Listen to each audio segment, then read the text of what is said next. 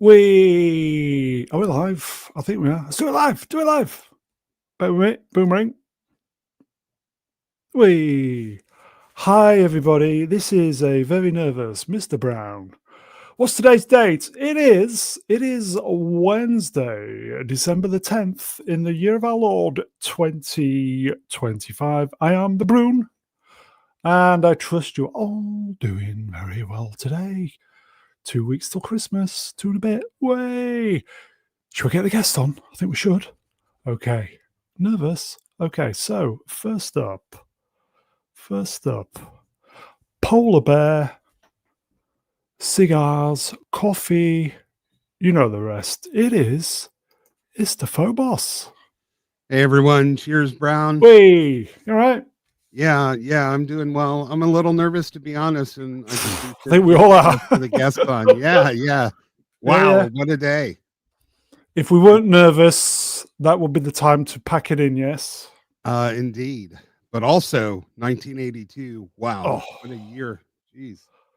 I thought there was more banger movies, but I realized it's the quality of the movies that stands out. Yeah, but I could easily pick 50, even 60 to go to the theater worth seeing. I know. Just incredible. What a year. It is great to have you on, mate. Shall we get the next person on? Yes, please. Okay. Here he is, folks. All the way from, is it Mong or is it Ming? Ming Mong? Mongo. Emperor Goodwin. Hello, Brown. Yes. Look, there's no reason for everyone to be nervous. I put my cape on one arm at a time, just like the rest of you. How are you, my friend? I'm doing well. How's that shoulder? Well, they had to do some cortisone injections on it, so it's we'll see how it is tomorrow. And on that bombshell, Jay, it's great to have you on, mate. It's great to be here. The next person on. Absolutely. Okay. Here he is, folks. It is the jester from Leicester, the Star Wars novelist. Don't you know? It is Swap Shop Star Wars Retold. Oh, baby, it's cold outside. I just got back from a walk, Brown. 6 miles tonight. I am sweating like a BBC presenter in an orphanage. Not running? No, I've done my back in, so I'm taking it easy at the moment. Oh, dear. Yeah, 6 miles walk's pretty good. Yeah, not bad for 45 minutes either. So I'm steaming, mate. Doing it. 45 minutes? Damn. Yeah. Oh, yeah. How's the Star Wars channel going? Oh, lots of new subs this week. So I'm very grateful for that. Anyone listening that subbed or got people they know to sub, appreciate it. Thank you so much. Keep it going. 500, yeah? I tell you what, it's ticking up, mate. I'm glad about it. I'm really glad about it. Every time I look, there's a load of new ones. So something's working. And on that bombshell, Swappers, it's great to have you on, mate. Yes, it is, Brown. I know. Thank you. Shall we get the next person on? Do it. Okay. Here he is, everybody. Old Mega Muncher himself. It is. Mouse has died. It is. Ian David Diaz. Oh, sorry. All right. Hello. Yeah, I'm fine. How's everybody today? All right. Not bad.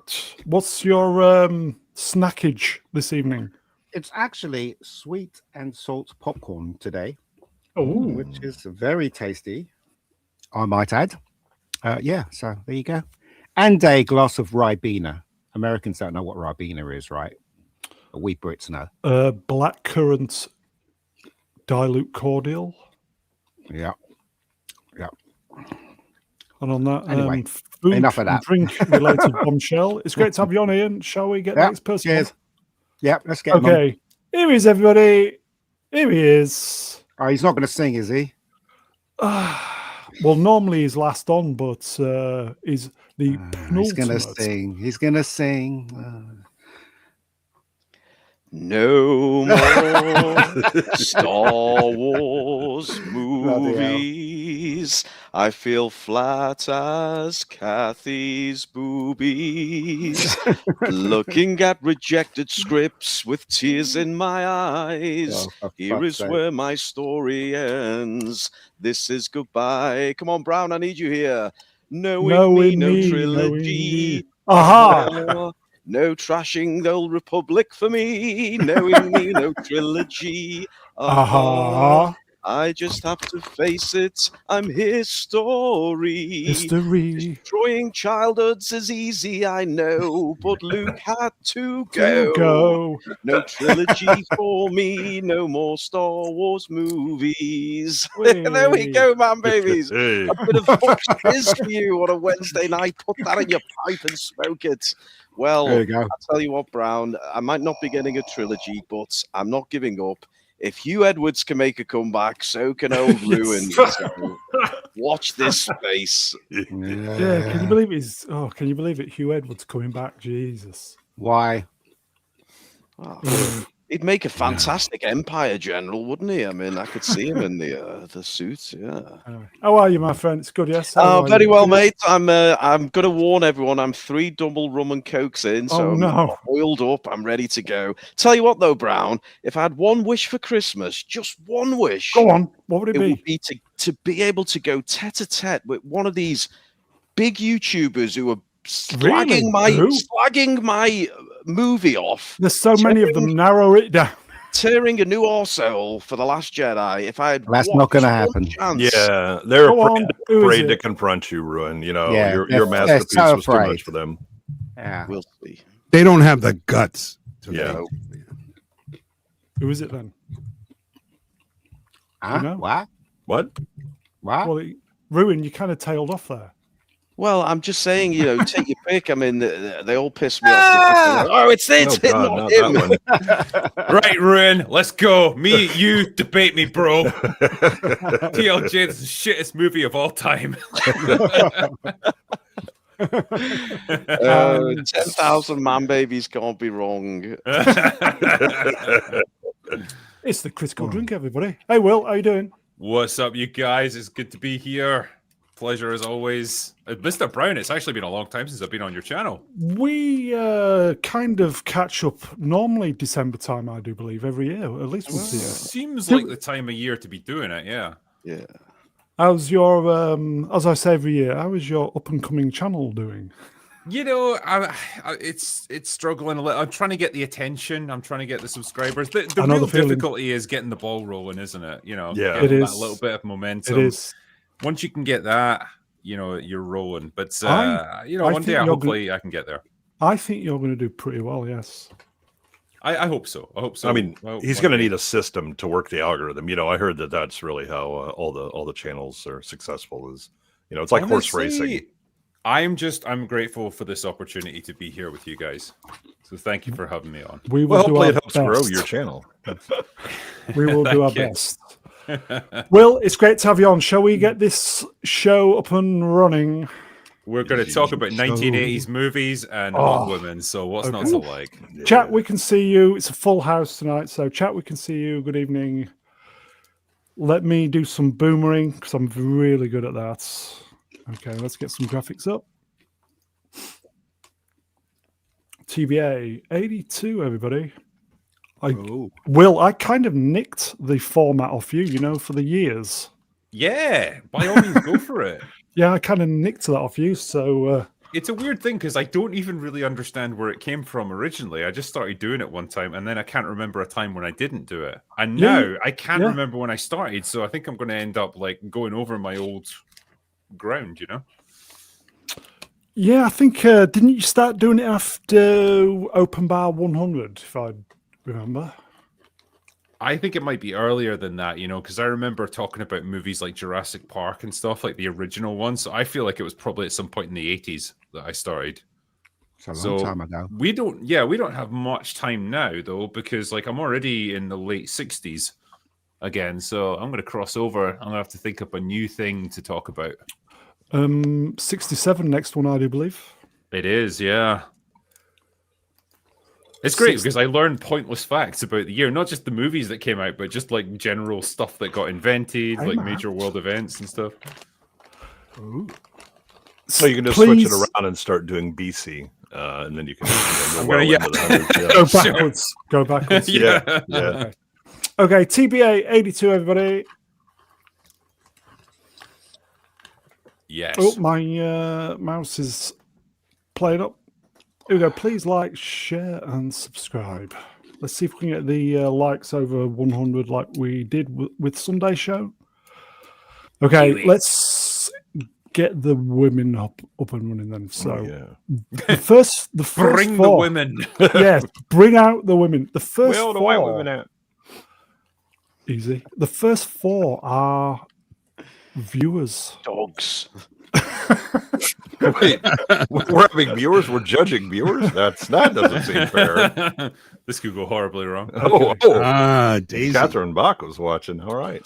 Okay. Ooh, hello. I think this was Franco Walker's choice. So Catherine Bach. Yeah, Daisy Duke. Damn, she is built.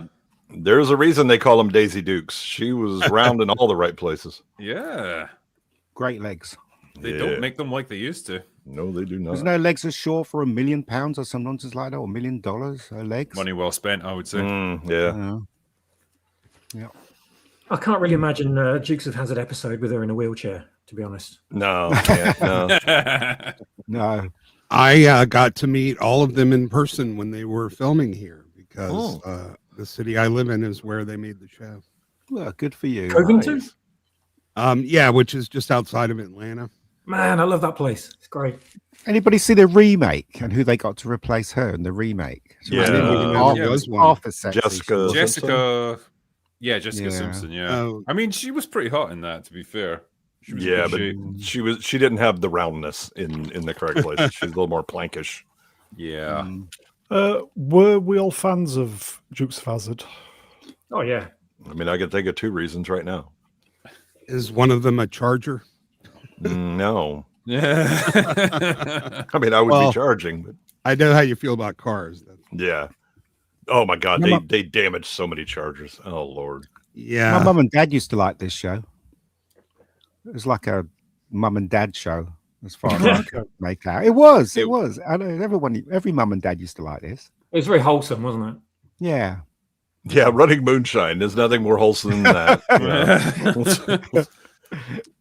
You know what we mean. It's Cruising one of around those in a shows, car with a isn't it? Confederate flag on it. Yeah, Perfect. yeah. Well, yeah, I mean, we need to update that one, really. I think we need to have the Palestine flag on the top. Oh, no. I was thinking the pride flag. We could do that. Hang on a minute. I'm not sure cousins shagging each other is very wholesome in hindsight. No. Well, it's fun for all the family, technically. Yeah. But those things didn't matter in those days. It was just really entertaining. People just laughed and they watched it and had a good time, didn't they? We mean good old fashioned Today- entertainment. Exactly. Wasn't easy, We don't get that anymore. By the way, okay. He was absolutely gorgeous. Yeah, good start. Solid opening, that one. How old is she now? She early 70s. Why are you looking for a date? Just how I like. I would you're imagine saying there's a she's, chance. She's Just how I like seasoned. them. Just how I very like them. close to my age. So Okay. Catherine Back, everybody. Dukes of Hazzard. Should we do the next one? Let's do it. Coming in. Oh, Oh, hello. Well, that's a blast from the past. This is a bit left field. Joanne Wally Kilmer. any relation to Val or just Wife? Kind of. Yeah, I was married. Well, one-time Married. wife, yeah. Oh, okay. I don't know who this is. What was she in? Scandal, which was a movie about some sort of parliament or British UK government. What is that British show that she was discovered in? Is it a Singing touch of- Detective. No, was she not in Singing Detective with the BBC I think TV so. show? Was she in A Touch of Loving as well? I don't know. That But was I an know IT she was discovered there. That was an ITV series where you actually saw everything. That She was got it. that. Singing Detective. That's what it was. Ah, okay. She was gave the in lead that? up owner. Like that. Yes. Was she- There's that scene in it where she's meant to rub Vaseline or whether it's on his willy or something like that. What? In the show, in the BBC show, man. And he was like narrating how he felt. You definitely Remember don't get that them like scene? that anymore, do you? Was she in Willow? Gavin said she was in Willow. She was. Yeah, she was in Willow. Yeah, I think that's how she and Val Kilmer met. Yeah. Yeah. Right, yeah. I think they were married for about 8-10 years, something like that. They were married for quite a while. It's funny. Like I'm vaguely aware that she was in Willow, but I don't really remember her from it. I've tried to forget Willow as much as I possibly could. No, you're thinking of the TV show. No, also the movie. I was not a Oh, fan of right. the movie. No. The movie's got a kind of 1980 charm to it, like in the way the TV show just definitely doesn't. Yeah, but it's because I know that Lucas was trying to do the fantasy version of like Indiana Jones, and he ends up doing King Solomon's Mine. Yeah. Yeah, she also played. I think she played Jacqueline Kennedy Onassis in a biopic in the late '90s. You kind of see the resemblance there. Yeah, Split up from Kilmer because of his womanizing. Oh, Val, you dirty dog, you. Yeah. Well, I heard he wasn't a nice person anyway, Val Kilmer, especially when No. he started. And what's that one? Top Secret? He was an arsehole on that, apparently. He was also on a lot of things. Yeah. Oh, she was in Daredevil. She played Sister Maggie. Ah. Didn't even recognize her. Yeah. Oh, but now she's old. Mhm. Yeah. That's kind of what happened. sad. Yeah. I've been told it Gavin, I've happens seen quite your regularly. list. 2 children. I'm just saying, Gavin, I've seen your movie list. She also Still, though- played a. She played Sorry, a go ahead. groupie in the Pink Floyd The Wall movie. She was lovely in her prime, though. Let's face it. I mean, look at her there. Very, She's very gorgeous. pretty. Yeah. Yeah. You wouldn't kick her out of bed, would you? Do you know what I mean? Nah, I wouldn't wouldn't. really like. I don't think like obvious kind of sex symbol when I see her, but she's nice. Yeah, she was nice. Okay, that's Joanne Wally Kilmer, everybody. Who'll be Classic next then? English Rose. Oh, hello. Oh, now we're talking. Yeah, Caroline. I remember Munro. Caroline Munro. Is that from the Voyage of Sinbad? Yes. Oh, that's Trash. Yeah. Is it harsh for me to say body from Baywatch, face from Crime Watch? No. She's lovely. She's lovely. She's pretty hot. She's Yeah, hot she is in a very hot. 1970s woman kind of way. You know, they Yeah. had a certain look back then, and she's definitely got it. There's that famous picture of her in the swimsuit, the red swimsuit. I don't know what they were advertising, but I think that's where everybody fell in love with her. I think it was a drink. Was it a drink she was advertising? I can't remember. Then she ends Click up in on James Blue Bond, Window. doesn't she? Yeah. Yeah. Was she in The Spy Who Lovely. Loved Me? She was, that- yeah. Yeah. Ah, that's the one I'm thinking of. The yeah. helicopter pilots. Yeah. She gives that really sexy wink to Roger Moore. Killed by a Lotus Elise of all things. Yeah. Jesus. Yeah. Yeah. Didn't she turn down Superman Yes, she did. Ooh. to do James Bond instead? Yeah. I don't think she Yeah. would have been a very good Superman. I don't think so. I think she's She going to play. used to bulk is up it- a little bit more. Yeah, yeah, yeah. she's going to play. Is it Ursula? Ursa, yeah. Yeah, the Sarah Douglas character. Yeah. I mean, either way, it's like I actually don't know what would have been a better choice for a career, to be honest with you, because Ursa doesn't get a huge amount of dialogue No, in that movie. But it's the reverence of the James Bond at the time. Yeah, the though, Bond isn't it? girl just At forever the being a that Bond girl. peak. Yeah. Everybody thought that she was European, but she was born in Indiana, and the same kind of mystique surrounded Barbara Bach. She kept getting Yeah. roles because people thought that she was from Europe. Is she did she start? She's done a lot of horror. What's that? Horror films. Hammer. Did she start on Hammer horror. films? Horror films. Yeah. Did She's she? in those. Yeah. She did, didn't she? Yeah. She's lovely though. Yeah, she's one of your favorites, isn't she? She is indeed. I'm old enough to remember my Willie standing up for her. So there you go. There you go. Okay, that's Caroline Munro, everybody. I think this is the last one. Odette.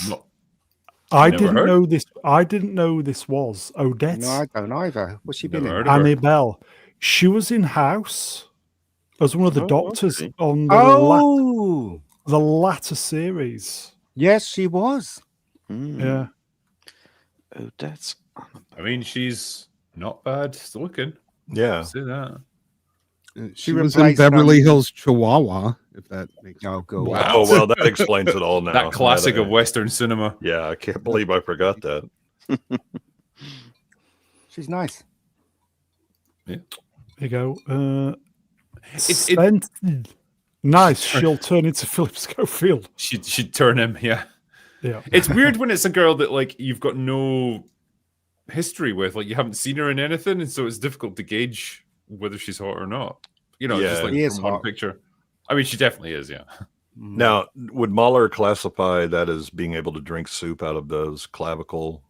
There? I think he could drink a decent amount of soup out of there. He'd Yeah. give it a go. Yeah, I think so. It's weird how that became his benchmark. I could pour a decent amount of soup into there. Do we know if she's been in anything else after House? Yeah, she was nothing really of note. Yeah, Beverly Yeah. Hills Chihuahua. Come on. I mean, Oh, okay. Yeah. yeah, she just. I mean, there's the thing about a lot of these is there's like a generic Hollywood appearance, especially depending on which decade you're looking at. That it's just like, oh, it's her that looks like every other woman of a certain era, right? And she kind of fits that mold. She was in the Walker Texas Ranger reboot. Oh, yeah. Ooh. Mm. Who starred in that? Who was the lead? Who was the lead? It's a guy named Not Chuck. Jared Padalecki. You're What? never going to I replace Chuck hadn't really Norris. heard of him. No. She was also a regular in the Supergirl TV show, the CW. Oh, okay. So Right. she played. Well, either she's pretty crap or she has a terrible agent because these are not some of the Or- best choices. Yeah, or both. I Yeah, mean, could be both. Yeah. Okay. yeah, she That's played Annabeth, which doesn't ring a bell for my DC brain. it's to speak up, mate. You're fading out. Odette's Annabelle, folks. Okay, let's do the. Okay, so we're going to do a poll. Vote for your favourites: Catherine Bach, Joanne Wally Kilmer, Caroline Munro, Odette, Annabelle. So I'll start the poll, folks, and we'll do the results after the first batch of movies. So vote for your favourite top to go through. Okay. Battle of the Brunettes here. Okay, let's get some movies up then, yes? Let's Yeah. Or should we do some supers first? What do we think? Should we do the supers? Do the We'll do the supers. supers. Go ahead. Okay. Well, Brown, just before you do, I was doing some mathematics, and assuming you're going to continue with this fabulous format, I calculated that in 4 years' time we'll get to 2017, and you know what that means, Brownie? Finally. there we That go. means No, what does it mean? it's the Last Jedi. We'll be talking about the Last Jedi. So I mean, How many- that'll be 2 hours all on its own.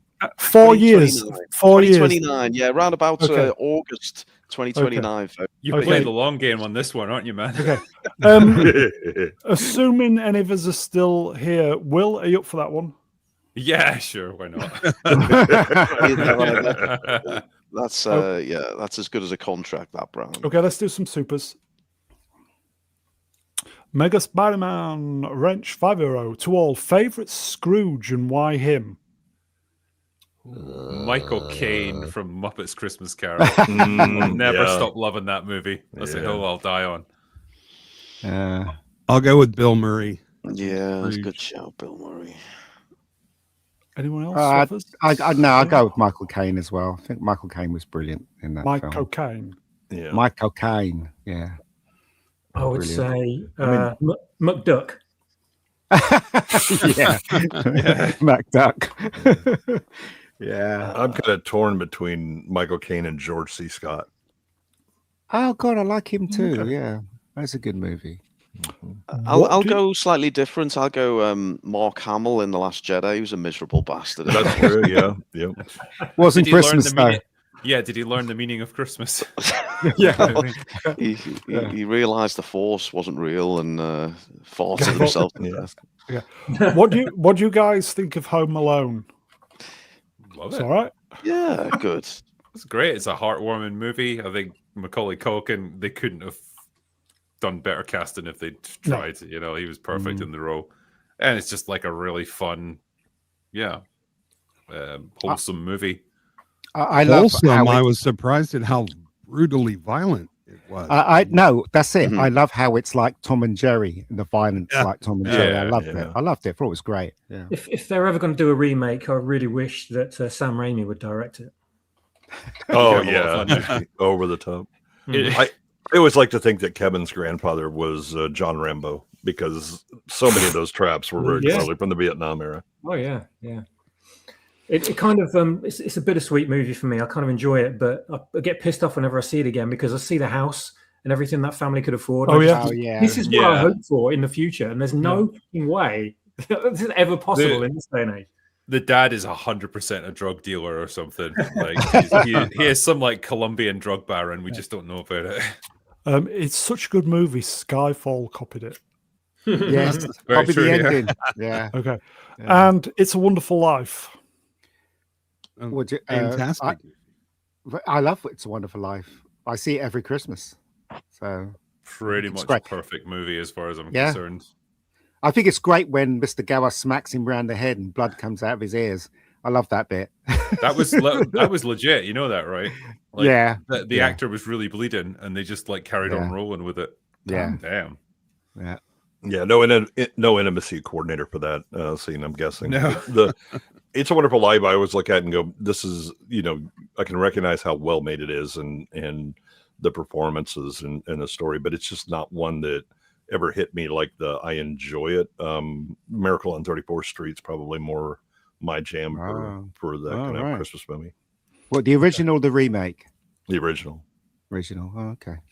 Okay, we've got another super coming from Mega Spider-Man Wrenched 5 Drinker. Favorite Superman costume and why those? We were asked this before. Yeah, but not It's to an a odd one. drinker. That's why he's Yeah. asking I mean- Drinker and not you. I Yeah, see. so not Plus he's necessarily. paying. Yeah, like not necessarily favorite Superman movies or anything, but I think Henry Cavill's costume was like the perfect balance of like the muscle suit with like the proportions and the symmetry, and it looked pretty badass. Yeah.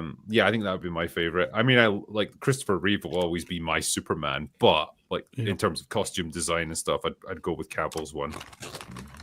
Okay. To all favorite ghost stories, why those? Ooh.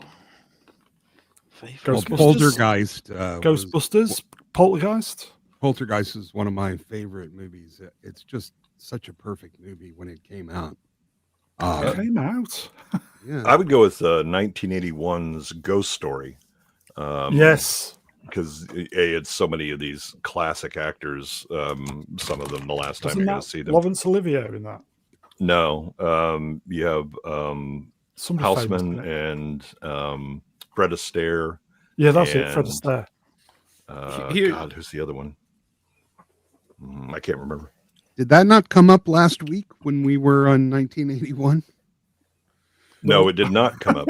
Yeah. Here's a Much question like for many the, of them. for the Brits on the panel. Do you remember Ghost Watch back Oh, in the early yes. 90s? Yes. Oh, Was that your scared the favorite? shit out of me, that. Yeah, because I was a little kid at the time, and holy Yeah. shit, that one got to me, man. That was Michael really Parkinson, right? Yes. Michael Parkinson and good. Craig Charles even was in it. Yeah, and was it what's that woman's name? She was in Blue Sarah. Peter.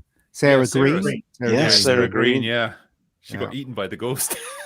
You know what? That only worked because it was kind of pre-mobile phone era, I'm pretty sure, anyway. And pre-internet as well. yeah, and it yeah. was- So there was no kind of calling it out for what it was. And holy shit, yeah, I don't know how old I was, but I was youngish, and I bought it. It scared the shit out of me. I had to walk home from my friend's house to my house afterwards. I ran the whole way. I've never been so Shit. scared in my life. It was terrifying. Yeah, but you're I from like- Liverpool, so you're used to running with Well, it was stuff. nothing to do with the show, yes. It was to do with all the bastards who were chasing me with knives and Yes. guns. But I like Cider Feet there in the chat. He just says Ghost Watch fucked me up more than Jimmy did. Yeah, I hate to bring him up, man, but The Sixth Sense was really good. And there's the Yeah. foreign movie, The Grudge, was yeah. very scary. Oh Okay. yeah, the Grudge was good. Here you go. Gavin Blackburn, Wrenched, Will Spot, £2. Scotch representation. Yes, we're an underrepresented minority here, so I'm doing my bit for Oh, look who it is, diversity. everybody. Blue Collar Loser. Hello, my friend. $2. Super sticker. Don't know what it is, but cheers, my friend. Here you go. Carl Voigtlander, Wrench, Willsport, $5. Thank you again, Mega. Geek. Yes. No problem. Not a problem, mate. Anytime. And we... Hey, Mog. Mog. We love Mog. Wrenched, Waterspot, $5. Mog. Thank you, Brune, for the emoji. You're welcome, mate. I mean, how can you not have the emoji for the Apex Jedi? Yes. Brown, if I could be so bold, there's just one more. It's not a super chat officially, but it's a good one. Swappers, could you do the honors, please? We'll have this in Emperor Palpatine, if you would. Here you go. X7-STL says in the chat, I loved The Last Jedi. What the fuck is this guy talking? Especially for those Tico.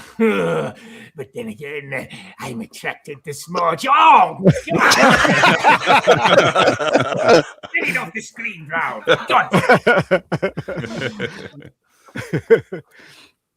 Oh, right. Aeroplane 2, huh? Ironically, this was released today. Back was in it? 82, Wow. yeah. Wow. Okay. This wasn't the original people, was it, that made this one? Airplane 11, everybody, the sequel. Got taken away Yeah. from them, and then they decided to do a sequel without them. So there you go. Yeah. I still got his moments. Like I Yes. quite enjoyed Airplane 2, especially Shatner's cameos in it. amazing. It's superb. Shatner with the door that looks like a video screen, Yeah. and he opens the door. Yeah. That's really good. I love after the plane's landed, he's still like calling out instructions to Stryker. Yeah. Yeah, but that was a copy from the first one, wasn't it? Yeah. Remember when Was it? what's his Oh, name? right, Robert, yeah. Robert Stack was saying the same Robert thing. Stack, wasn't he? yeah. And I remember, take it easy. And Yeah. he's kind of doing his inspiration speech after they're off the plane. Why Well- didn't well- the original crew wanted to do the sequel? They, I can't remember, but I know that they had problems with the characters because they owned Johnny, so I had to change his name to Jacobs in this one, didn't they? And other names as well. They had to change slightly. So yeah, it was a piss take basically. Yeah, and didn't they have to change Turkish prison to Armenian prison? I don't know, but I thought this was funny. I It thought was. some It was point just. It was a funny. noticeable step down from the from the original. Wasn't Yeah. as It good had as its the moments, first one. though. The Is first one made me cry with laughter. That's how funny it was, in my opinion. I don't. It yeah. still does. There's little things in that Yeah. I'll still catch now that somehow I don't know. I think I watched the original so many times it became unfunny. Not for me. Oh, okay. Still laugh at it. Yeah. Okay. Very Is funny. this a Christmas movie then? No. But I No. don't think so. Was I it don't just know why it's got marketed that for Christmas? poster. It's weird. I think I it was love because the it released in December. Santa's burning up there at the back of the plane. Thing, Yeah. so I quite like. Okay. That's Airplane 11, everybody. Let's do the next one. What's next? Oh, what a here you great go. movie. Okay. What a 48, that. 48 hours. Will, you like this one? Yeah, I mean, this was the one that put Eddie Murphy on the map, wasn't it? Well, as an actor, anyway. He's he'd cut his teeth as a comedian, but Yeah. this was the first one that proved that he could hold his own. It was crazy because I'm sure he was only like 19 or something when he did this. He looks way older. He was. Yeah, he was really young. Such was the era, and yeah, Nick Nolte, back when he was not a hobo.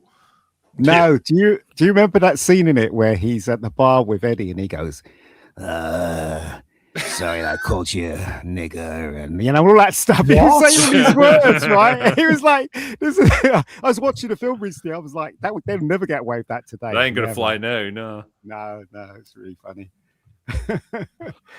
Wasn't Billy in this one? From, Yes, he was. He was. He was. Yep.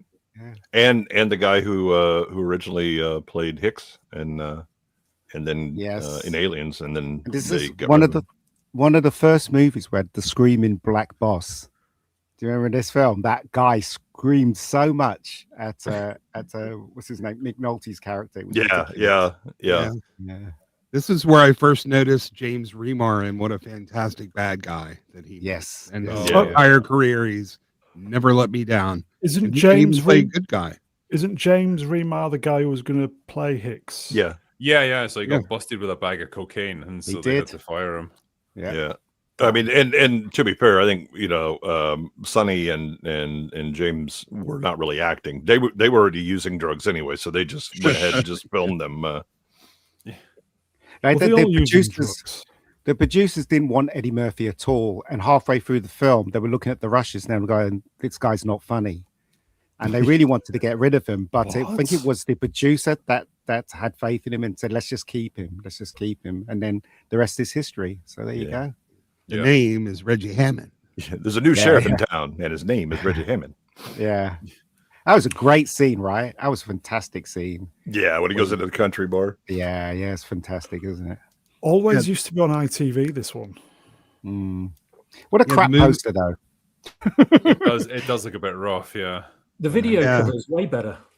It The is. movie yeah. manages to straddle comedy and then like a serious police drama, and it does it very well. Okay. Well, I think Do we know- people forget that about Eddie Murphy as well. Like a lot of his earlier stuff, like especially stand-up, was a lot harder edged than you see him later. He's like much more family friendly, but yeah, Yeah, before he got employed by Disney, he was pretty much, yeah. Go watch Raw and see how that goes. Yeah. Do we know why movies like this are not shown on TV so much? Because know. of the woke. It's because of the And- woke. Because Let's there's a lot not of very forget- bad words in it.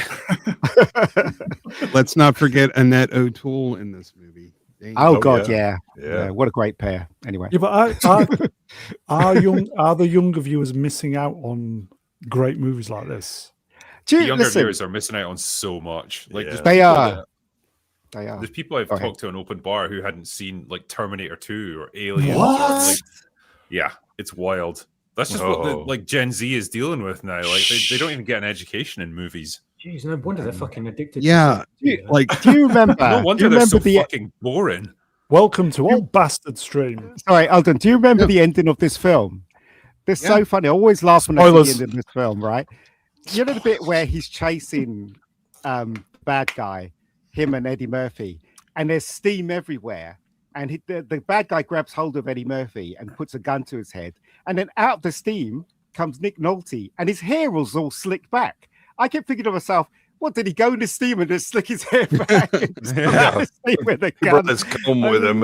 Yeah, it was ridiculous, but it was so good though. So Just step Yeah. back. Salon. yeah. I know some young people, they will not even watch a movie if it was made before the year 2000. And I'm thinking, Oh, my Oh, yeah. yeah, there's I know what there's you this mean. kind of prejudice, but they're all mostly available. So if they're missing out, it's only by choice. Well, it's you have kind of the I'm young and only new things are really relevant to me, and that old stuff you forget it. Okay. But we kind of got submerged in classic movies and all that because we had TV, and the only thing you could watch is what they were showing. And so a lot of times it's like, oh, this is a black and white movie. Well, I guess what's what I'm watching. And but Drinker brought up younglings and their woeful ignorance of great movies. I mean, Brawler was a great example of that. But to his credit, Box Office Brawler is now like he has a stream that he goes and watches those classic movies with people that can kind of guide him and show him the way to true entertainment. We are how- fixing him. Yeah. How many channels did back when we had 3 channels and maybe 2 on UHF if we were lucky? What did you guys have in the UK back in the 80s? We had 3. Well, we Three. did have 3: ITV, then BBC 2, 4. and BBC 1, then 4, then 5, And then, and then Million. Sky happened. Yeah, and Sky happened and changed the whole format of TV. Okay. That's 48 hours, everybody. I want to see it remade for a modern audience. Yeah, Creep Show. good. Oh, good Cynthia film. Erivo. Oh yes, it is, isn't it? Wow. He's putting a bit of weight recently. See that? Yeah. It's a good movie. I really Yes. like this film. That's I don't before think she I've was made seen one, this. right? You haven't I thought- seen sorry, this. sorry, man. What are you doing, Brown? It's the first Horror one. was never my bag, you know. You're more of a colostomy guy, weren't you? Yeah. Yes. Yeah. Who's this made by? Do we know? Yeah, George Romero okay. and Stephen King wrote most of them. Oh, so it is good then, Is- yes. It's an anthology, isn't it? Yeah. Yes, it Oh, is. yeah. Yeah, I think there are 4 sections. This was a pretty big deal Oh. when it came out, I think, because of the Stephen King Romero collaboration. Yeah. Stephen King was in it, wasn't he? Yeah. Stephen King was in one of he's the the one stories. when the meteor hits and he goes and pokes it with a Yeah. stick. And Oh. Here you go, Dirkie McDirtface wrenched. The last time Stephen King was good.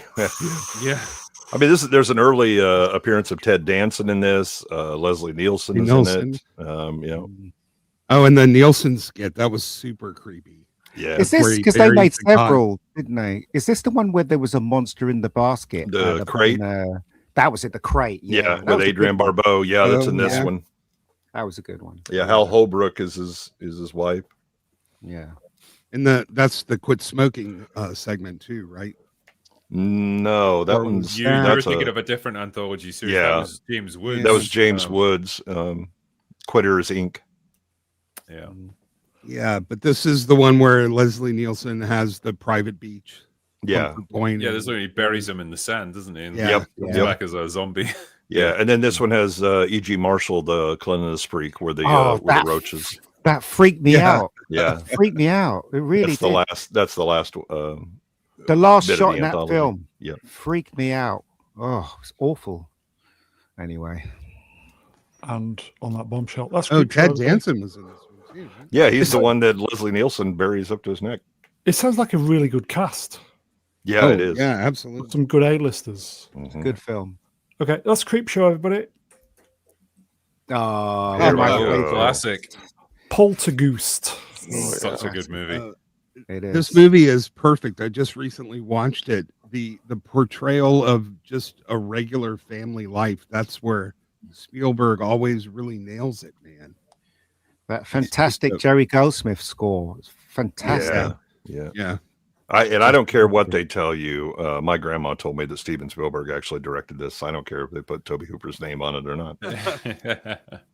Well, I think Toby Hooper directed it. I think Spielberg pointed him in the right direction.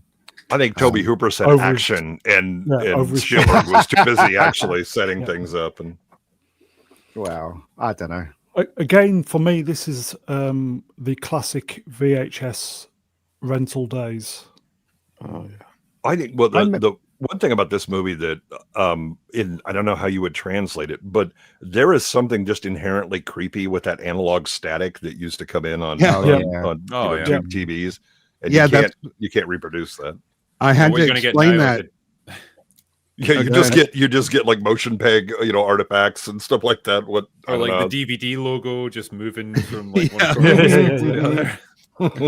Yeah, I had to explain that to my youngest when I was telling him Well, about the movie static. before he saw What? it. Yeah, like what old Yeah. TVs were like, how you had to change the channels. He'd never seen a CRT. Like, Yeah, it's a good film. It's like I saw it recently. In fact, I saw it 2 years ago, and you don't realize how much humor this film has got in it. It's got a shitload of humor. oh, it's Oh, Really, hilarious. really, yeah. yeah, it's really good. My favorite is when the ghost investigators are talking about how they saw a toy Oh, yeah, move the like car, 6 yeah. inches and all that, and she's like, "Oh, really?" And opens the door, and it's just a whirlwind of stuff going on Yeah. in the bedroom. Floating around there.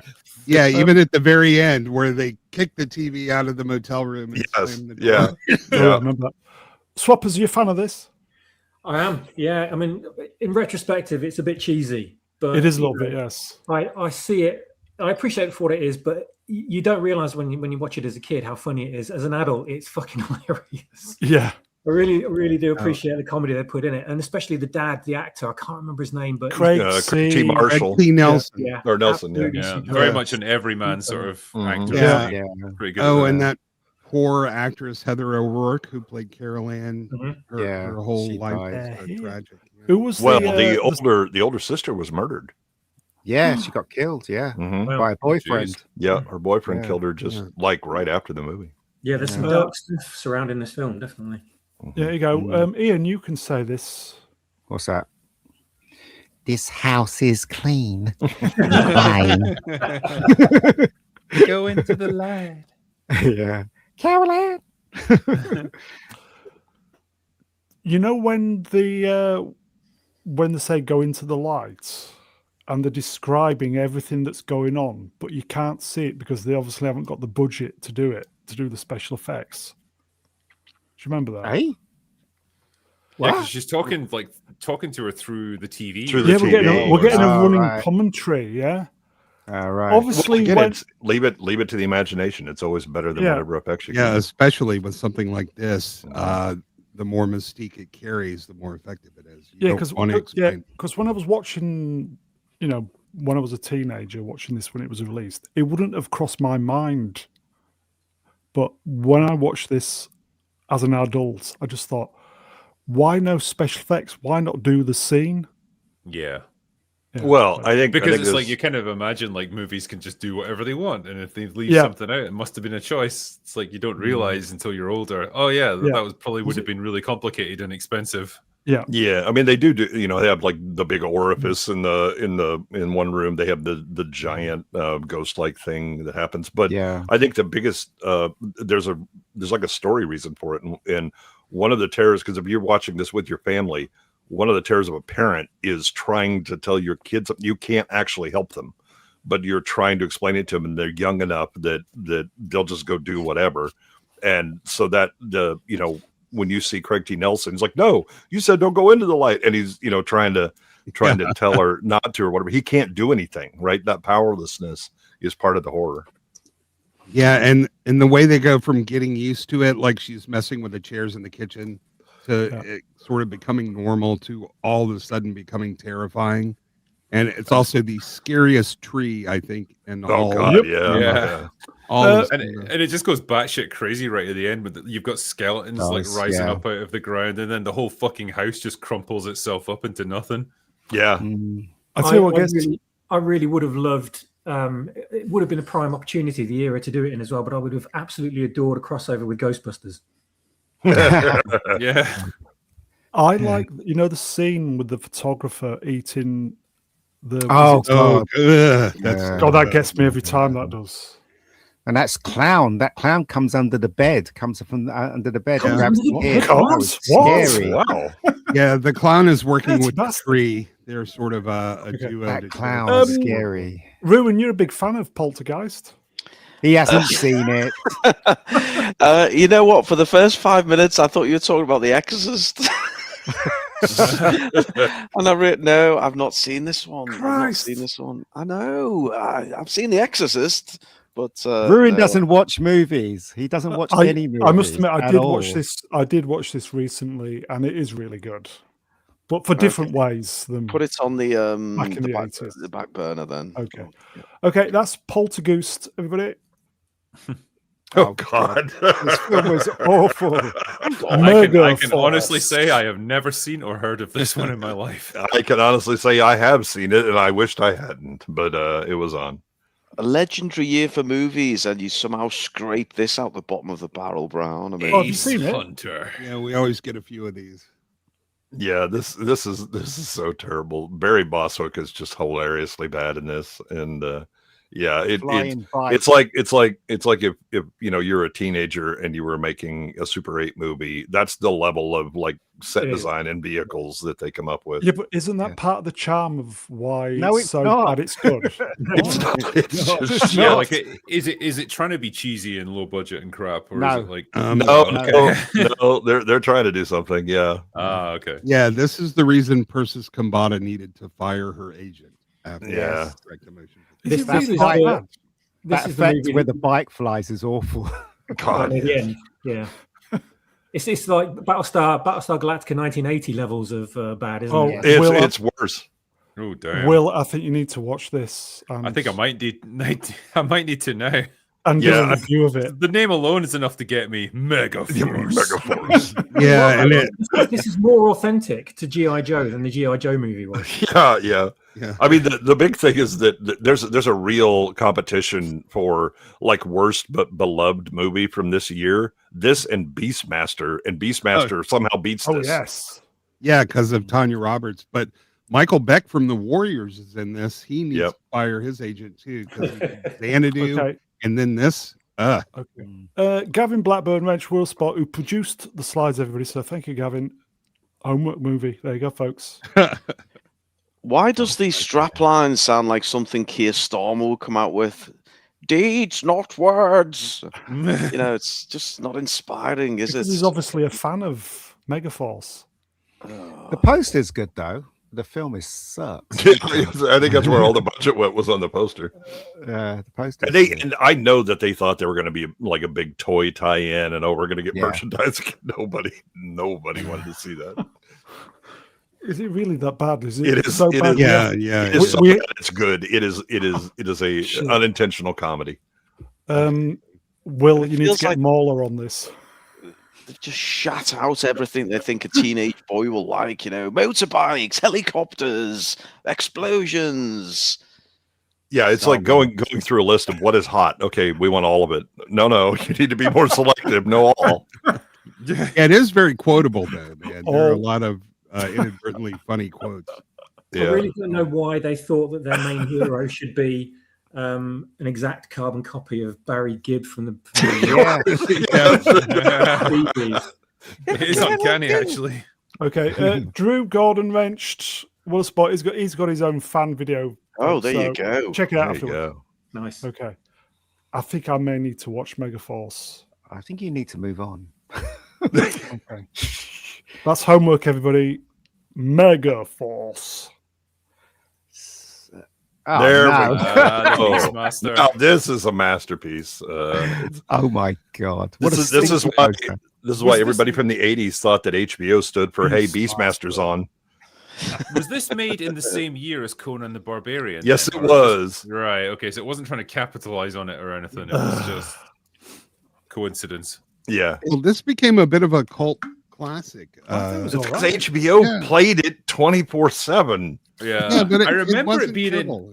like it was always in video rental stores when I was a kid, and I never watched it back in the day because see it. Have you never seen Beastmaster? You missed out. I don't think I've seen it. No, you missed out. Oh, you have to see Beastmaster. I can recommend the porn version of Beastmaster. That's a hell of a movie, I'll tell you that. Yeah, they didn't even change the title. I was something of a breastmaster myself, yes. The only reason to watch Beastmaster is Tanya Roberts. That's it. Yep. It's a pretty good reason for any movie. Yeah. Really. Well, I mean, I think this movie single-handedly caused pet shops to sell out of ferrets and then continue to do so for like a decade. Here you go. Wrenched. It became a cult classic because of Booba. It did. Booba Fett. Well, wait a minute. Rip Torn is hilarious in this as well. Yeah, absolutely. Okay, which came first? Was it this or He-Man? Because one's ripping the other off. This was before He-Man. Oh, well, there you go. Yeah, because this is the same year as Conan. Yeah, but so those two movies come out, though. then you have the cartoon of He-Man. He-Man's 83. Oh, well, look, you've got it all there. We've got a suggestion here. Here we go. T-Gun. Ruin's next movie, The Last Beastmaster. There we go. Just imagine, can't you? Hey, at least this has got representation in it, though. I mean, we've not just got a regular tiger; we've got a black tiger. Yeah. Well, and we have John Amos, who was, kick ass in this movie. Yes, I've got the plot all sorted. Beastmaster, well, he's retired to an island. He doesn't believe in mastering beasts anymore. He just wants to curl up and die. Get bombed by the Black Panther. Yeah, this is a movie that was made by one of my favorite both writers and directors. It was Don Coscarelli, who also did the Phantasm movies, but also did Bubba Hotep. Whoa. Phantasm. We're hanging too much on this film. This film sucks. Okay. Let's move on, shall we? Okay. Oh man. The Dark Absolutely. Crystal. Henson really going all out with this. Yeah. I've attempted to watch this on more than one occasion and never got far. What am I missing? Why is it not grabbing me? Was it too scary for you? Movie. Was it well written? Yeah, I think it was a product of its time, though, and that you kind of had to be in the 80s when it came out. 80s fantasy movies were just like unlike any other time in cinema. Like Yeah. we've never seen an era like that. But they were experimenting with all these properly crazy out there worlds and stories and stuff. They didn't always work, but they at least had a go at it. Now, like fantasy's a bit more grounded. Yeah, it's gritty, and everybody looks like they've been rolling in shit. And yeah, it's all too grounded. We don't really have any sense of. I had a friend. Well, every place looks like downtown LA now. So. Well, yeah. I had a friend that was in this movie. He played, is it the Skeksis? Skeksis, yeah. One of them, and he said that he'd never been so tired in all his life because he has to bend to play that character. Oh yeah, and he has to bend, he has to squat down, and he said like the hours were grueling. And he almost couldn't sit on the chair because his back was hurting so much. Okay, speaking of bending down. What? Any bumming in it? No. I don't know. We don't have Z for the bummometer, right? So, no, we don't. I mean, the one thing about this also is that not only are you experimenting with story, but you're also experimenting with different ways to deliver effects.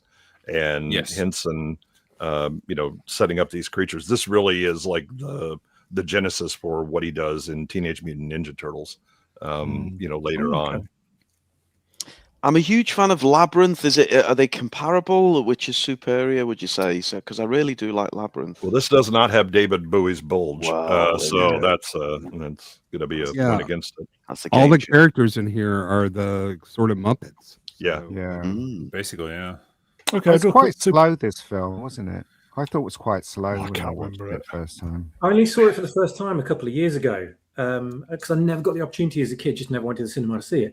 And I was expecting this sort of big fantasy epic, and I was kind of disappointed and deflated when I watched it. It kind of went by very. It's a very short movie, but you're right, it is slow. But in its credit, the puppet work is incredible, and the designs for everything is mind blowing in this. It's so amazingly intricate. Henson's Creature Shop at their best, absolutely. Yeah, this comes from the cinematic era in the 80s where we were just sport for movies. It doesn't matter that this film wasn't great. There were so many creatively amazing films that came out that were all worth their merit to some degree. Unlike today, where it's just basically tumbleweeds. So even though this film isn't great, it's definitely worth a watch. This was quite fantastical at the time because people had never seen anything like it.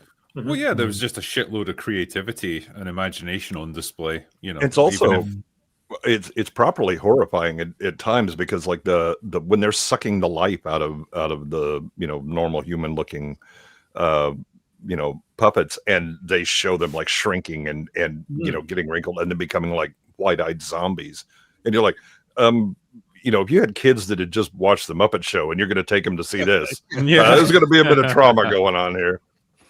Bigger folks. Go on. We need to address this controversial super chat here. Though. Not like in Farscape. Dutch Gradients. This will not stand, sir. $5. I've never liked Muppets, so I don't like this movie. And don't like Yoda? What? And I don't like Farscape. Sorry. Get out. Everyone's entitled to be retarded once in a while, and you've just cashed in yours. Yeah. He's paying he's right. We wouldn't have Farscape without this. You can draw a direct line. There you go. Professor R2 wrenched. Will Spot $2. Ola Prof. Incredible puppets. Mid-movie. Sorry, not sorry. I think that's a fair assessment. Yeah, that's fair. Okay, shall we do the next one? Yeah. Sure. Oh, what is this? Oh, The Last Unicorn. God. Who picked this one? This is Gavin. You remember when he was criticizing my taste earlier? That's why we remember. We remember Gavin. Has Never anyone seen this? I mean, I'm not just talking the panel. I'm talking the entire chat and the whole planet.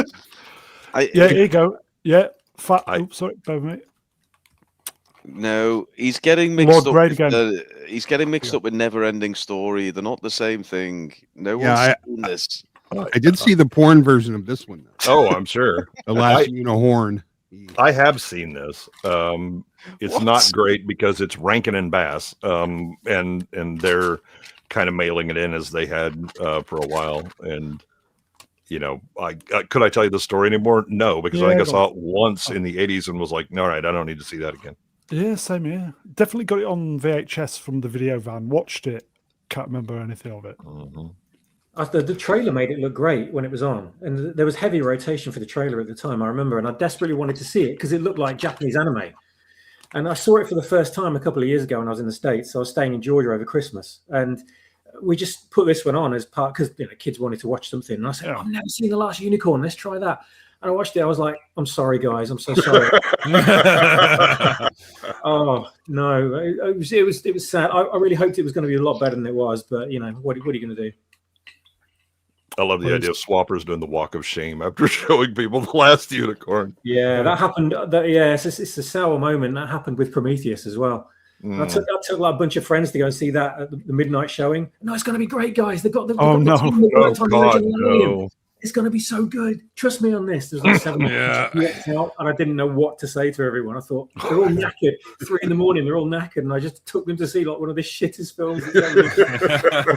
If Whopper's question, if you had to pick a 3-word movie and the first 2 words are The Last, would it be this, or would it be a Star Wars movie? I mean, where are you? Nah, it's The Last Samurai, mate. Yeah, The Last Starfighter. I would go with The Last Starfighter. Yeah, this was definitely not Lou Grade's best. Okay, if this was made today, it would be A Million Unicorns. Oh, The Last Boy Scout. Last Action Hero? That was a good film. Last Action Hero, yeah. Oh, that's a great movie. Very underrated, The Last. Okay, it is. Shall we move on?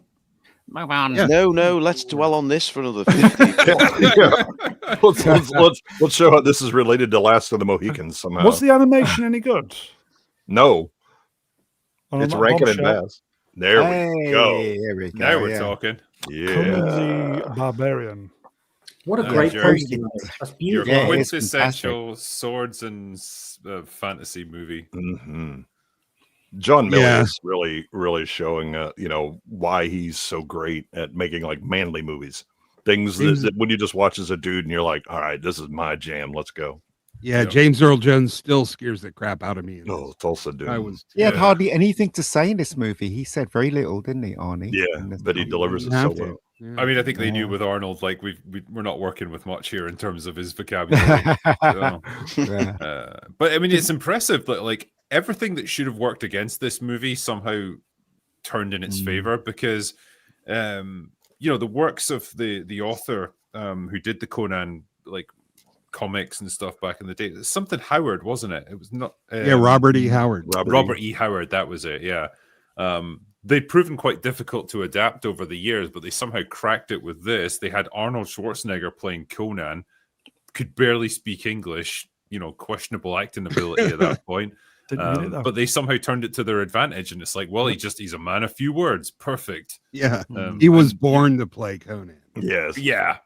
Pretty much. That and the Terminator. Those were just his iconic roles. Well, they really go to his strengths. Don't talk and just be intimidatingly large. And it's he crushed his enemies. He saw them bow down before him. To be fair to Arnold, he took it seriously. He trained like crazy to like learn horseback riding, to learn sword fighting.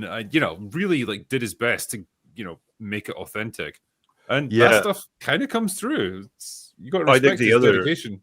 The other thing that really helps him is John Milius, very intentionally, because Arnold admitted he didn't know how to act, and he'd done a lot of work with training and stuff like that. But so Milius told him exactly what to do in every scene, and like how to pronounce the words and to put emphasis on certain words and all that. And it got to the point that James Earl Jones said, "Could you direct me that way?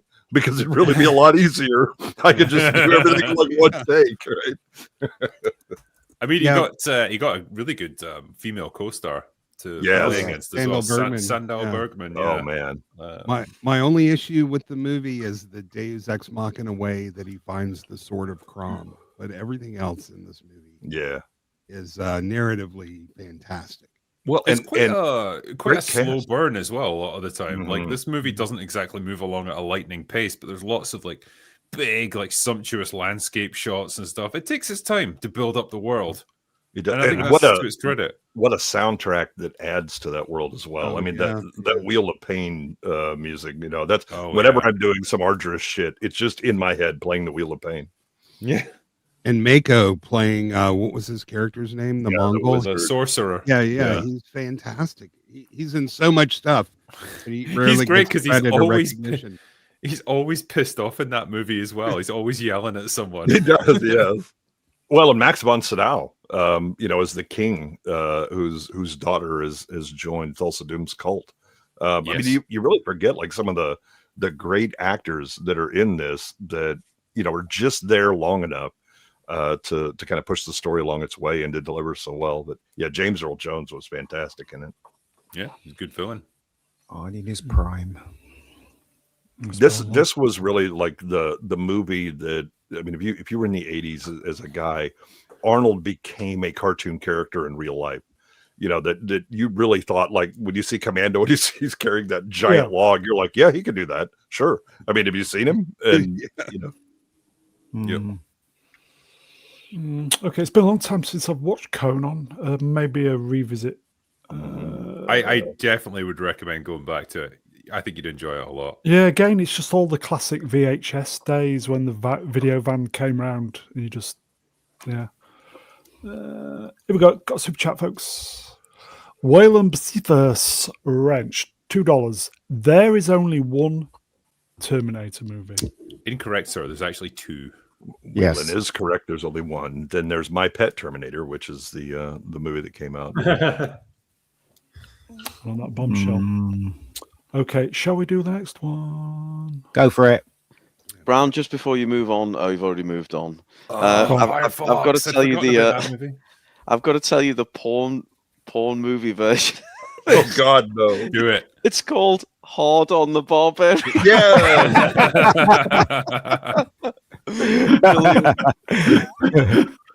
The thing is, the actual real movie has got loads of sex in it as well. It's not that big of a leap to turn it into a porn parody. I mean, the witch scene where she goes crazy when she's doing sex magic with him or whatever. And I was like, what the hell? Scene. She wasn't even a witch before that. It's just he fucked her so hard. He fucked her so well. She just turns into like a bright light and flies around and she's gone. Will, maybe you should educate some of the youngsters with some. I know you're a busy guy with the reviews and stuff. Maybe movies like this to educate. I've done a happy hour on this movie, in fact, already. Spent a couple hours talking about it. It's good stuff. But yeah, if you're interested, you can find it on my second channel. Let's move on then. Oh my fantastic! I remember my friend went to see this before me, and he said to me, "Don't go and see the first half of the movie. Go see the second half. It's better. It's better that way." So I don't know. It's funny because it's a very gritty movie, like a very gritty Cold War thriller in a lot of ways. But like the aerial combat scenes are pretty goofy, like in terms of special effects. Yeah, the compositing is terrible. Yeah. But Eastwood's great as always in it. This was very much his 1980s action man phase. It was. Yeah, this is a Craig Thomas book, and the character Mitchell Gant is in a series of Cold War thrillers that he wrote. And the Think in Russian. Pretty good. Think in Russian, yeah. The design of the Firefox itself looks fantastic. Yeah, it looks cool, yeah. Very cool. And I think G.I. Joe then rips it off and makes a toy out of it. Who played the Atari Laserdisc video game in the arcades? Oh, the Firefox? Yeah. I did not. I was too busy playing Don Bluth's Laserdisc. Oh, game. Dragon's Lair? Yeah. That thing was a quarter vacuum. Oh my God. Oh, well, it was because it was 50 cents to play it. Yeah, just money after. It's like, oh my God, I'm controlling a movie. It's amazing. Yeah. There's no one trolling me here. This is a real movie, yes? Or this is a real movie. Yeah. It's like someone's gone to Chat GPT and said, make me an 80s movie with fucking Clint Eastwood and fighter jets and explosions, and this is real. It's very much like generic 1980s Cold War thriller movie, but like it's a lot of fun. Yeah, and Isn't- it was based isn't- on a true story of Victor Isn't the Belenko, a reason Soviet why he fighter got pilot. the job is that his arse was the same size as the Russian guy that flew the? Isn't that in the? That's in the film, isn't it? That's in the film. That's the reason why they hired him, because he was the same size as the Russian that flew that plane. I'm not lying. genetics? Yeah, I think film. that's correct. It's one of the reasons that they look Yeah. at it, because they have a selection of candidates, but they need somebody because Clint Eastwood's character grew up in Russia or had a Russian grandma or something. So he spoke Russian and he was the right size. Yeah, not just his ass, but Victor Belenko was a Soviet fighter pilot who defected and flew his MiG-25 to Japan. So that happened in '76, and the story is based in part on his experience. Has anybody watched this film recently? No. The last time I watched it was at least 20 years ago. Yeah, but it was a wild ride when it came out. Would our adult selves appreciate this film more now? My teenage self didn't appreciate it, so I'm sure my adult self would not like it. No, We were waiting for the end. We were waiting for the end. It's just too slow. The film's too slow. It moved at snail's pace, in my opinion. It does, but I think that now, if you were watching it as an adult, it's like the first half is the better half. The once you get in, involved the plane and all that stuff, it just gets silly. Well, I don't know. I enjoyed the second half when he was in the plane. I thought it was a lot of fun. I was too busy laughing at the compositing errors and all that. I mean, it just looks like I just took a picture and put it over another picture. Yeah, I almost wonder if you could do a touch up on that movie and give it more modern combat sequences, and maybe it would be a lot cooler. Not sure. You could do a video game remaster where you go back and go, okay, that was a bit crap. Let's fix that. Yeah. I haven't seen this since 1982, and I do remember it being a bit long, but still fun. I have no idea. I'd probably be bored today. Okay, we've got a super chat connected with Firefox. Dutch Gradient, $5. Firefox was Clint's second role piloting a jet. His first was killing the giant spider in the 1955 horror film. Crikey, Was that a John Peters movie? I remember hiding behind the sofa watching that on TV when I was tiny. That frightened the shit out of me, that movie. John Peters Peters was the hairdresser. Will? Yeah, I was just going to say, isn't it wild that Clint Eastwood is still with us? We're talking about him doing movies in the 1950s, and he's still trucking along even now. He's 95 years old. Yeah. He's a proper tough guy. Yeah. Okay, folks, that's Firefox. Shall we do the poll? I was going to say, Brian, if we don't get some hot women up soon, Jesus Christ, I'm going to spit my rum all over my keyboard. Okay, so vote for your favourites. Catherine Bach, Joanne Wally Kilmer, Catherine Monroe, Odette Annabelle. Is it going to make it? You've got 10 seconds to vote. Yes, 10 seconds. 9, 8, 7, 6, 5, 4, Not true 3, seconds. 2, It's going to be Daisy 1. Duke, isn't it? She's going to win this one. Better be. Okay, poll is closed. Come on, YouTube. Here we go. Come on, YouTube. Here we go. So, vote for your favourites. Poll complete. 88 votes. Fourth place, bringing up the rear. Odette Annabelle, 15.15%. Third place, Joanne Wally Kilmer, 19.19%. Runner up, Caroline Monroe, 23%. And the winner, Catherine Bach, 43. I think the people have Top chosen two go wisely. through. Yeah, I think They so. chose wisely on this one. Top two go through, folks. Top two go through. Nice. Can I just make one appeal while we've got the drinker on, Mr. You're Brown? going to. Because drinker, I'm sure you're going to back me up on this one. When I had my choice of 4 women, and I chose 4 fantastic specimens, but one of them in particular, I thought got a really rough ride. Phoebe Waller-Bridge is a fine woman, and I don't know why people weren't warming to her. But drinker, I'm sure if you could back me up here. You know, she deserves another shot. Brown's giving second mean, chances. I mean, I struggle to find the aspect of her that I like the most, whether it's well, there you go. the face that's like journalists posting their L's, or the fact that she runs like a retarded giraffe with polio, whether it's the birthmark, or God. the general Oh, it's horrible. insufferability. I don't know, man. Like, there's a lot to like about Phoebe Yeah, there's a lot to Waller-Bridge like, in Brown. there. Give it a second chance. Yeah, the Habsburg chin. That's a big one. The Yes, I think it's because I think it's the dick and balls so which many put most people off. But you know. Yeah, why would? But I think the real problem is that you know, so many people growing up today never grew up around horses, and so they don't really understand how to judge horse flesh well. Oh God. That's I horrible. think I'll never stop laughing at the fact that they tried to make her into a femme fatale in Dial of Destiny. Well, they got half of it right. Fatale. That Never definitely seen it. worked out. Refused to watch it. Okay. I think that's probably for the best. Shall we do round 2 of the hotties? Yes. Let's do it. Okay. Come on. Ooh. Ooh, hello. no. Oh, right. There we go. Wait, was this one of mine? May have been.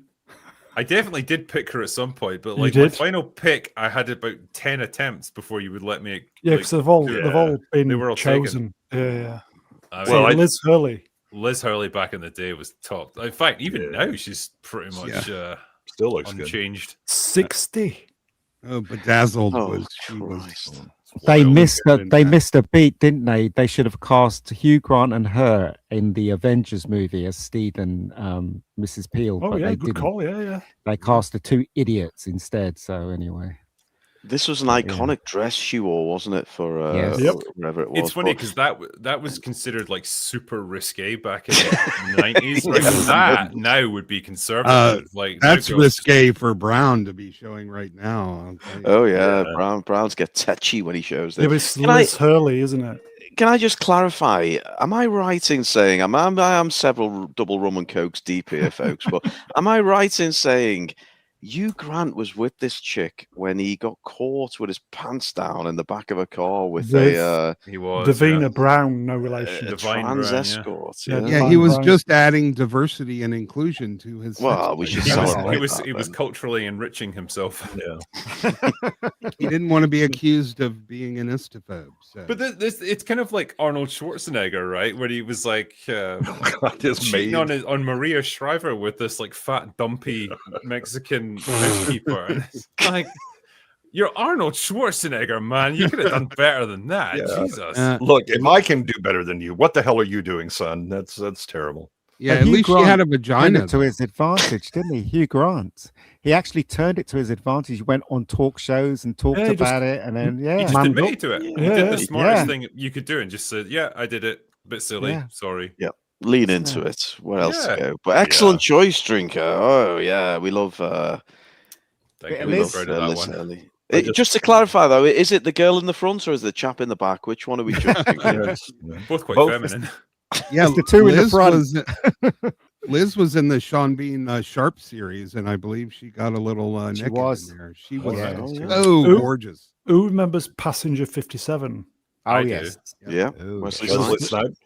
She's Yeah, pretty Always hot, better isn't black. it? Yeah. She was the evil one, wasn't she? Right. She was. Yeah, she was. Yeah, One of but the you didn't air know it at first. stewardesses. Halle Yeah. Berry was the good one. She was the evil one.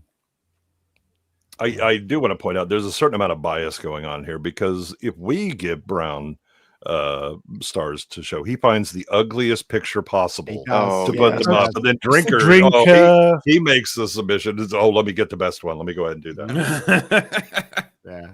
It's Well, true. this is the only photograph really for Liz Hurley, isn't it? when you I mean, think about it's a it? target-rich environment with Liz Hurley, man. Yeah. The chats are on form right now. Okay. I well look. She was good in Austin Powers. She was. I think this is an excellent choice. Actually, I think she's Mhm. fabulous. Mm. There you go. Shall we do the next one then? Who's the next one Yeah, we then? can just Oh, give me barely about wait. 5 more seconds on this. Oh, yeah. Don't Full move, 38. don't Almost move, there. don't move. Okay, now we can. Who's Do the next one? Oh, Oh. look at those abs. Claudia Black. Never heard of her. Was she in the Never knew. WWE? What's going on here? Yeah, She was exactly. she was in Farscape, and she Yeah. played Erin Soon. So she Okay. this is an interesting choice of picture for her. That's not how she's normally dressed. Oh, I see that he is. is. He's gone ahead and victimized you as well. Yeah. But well, I mean, you know, she was in good shape, as you can see. Yeah, Amazing the day. shape. Yeah. Played a really well written character. Actually, I did like her for a couple of reasons, but also her personality. Yeah, she's like a genuine, real, strong female character in Farscape, and somewhat Yes. in SG1 after that. But Mhm. I'd clarify, she's definitely very sexy more than she is classically beautiful. But Yes, and I Yeah. think that's what I was drawn to. I was like, I want to pick someone who's a bit outside the mold and go for something a bit different. Oh, I made that mistake, and they roasted me for Laura Sanchiacomo, who is Yes. an absolute sex pot when she's in motion. But the still that Brown found was her after a car wreck or something. It was- And lying on the mortuary table. yeah, Yes. yeah. yeah, she Yeah, was she- in Pitch Black. She didn't end very well in that one. No. She was one of the witches in Ahsoka. You know, don't hold that You- against her. You would never know. Like she was Oh, under so wow. much makeup, you would never know who she is in that. Yeah, I may How have been many? one of the witches from Ahsoka. Kind of a shame, actually. Her career didn't really it didn't come to much after really Stargate. Like people were saying, she had her breakout role in Farscape, and then Yeah. she did Stargate SG1 for a couple of seasons, playing quite a different character, which is probably Yeah. a smart move. But then that was kind of it. I didn't see her in many things. She does a lot of voiceover work, though. She does have a very distinctive voice. She's probably married to someone that's quite wealthy and didn't feel the Maybe. need to work She's anymore. got a couple of I think she's got 2 kids. She's just she's in the new Spartacus House of Usher. Oh, really? Yeah, she's in that at the moment. Brownie, just to help the audience decide, if you had to place your tongue on any one part of a body, would you go for A, the six pack, B, the left tit, or C, the Adam's apple? Which one are you going with, Brad? Well, I know you'd go for the Adam's apple. Oh, We have to do Yeah. the Muller test as well. How much I've- soup could we pour into yeah. those shoulder okay. blades? I will say there was a lot of work gone into those abs. Abs. Yeah, the abs, mate. There's a Look at lot that. of work. There's a Yeah. lot of work gone into those. Check this So out. out of respect, I should probably go for the abs, but I'm a boob guy, so boob. Okay, you're just ignoring that Adam's apple pulsating above you, yes.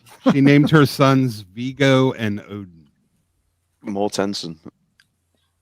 No, No. Vigo Black. Frodo, please tell me it's Frodo. Okay, shall we move on then? Ruin, Next stop one. messing with the things I'm doing. I'm not Next messing with one. anything.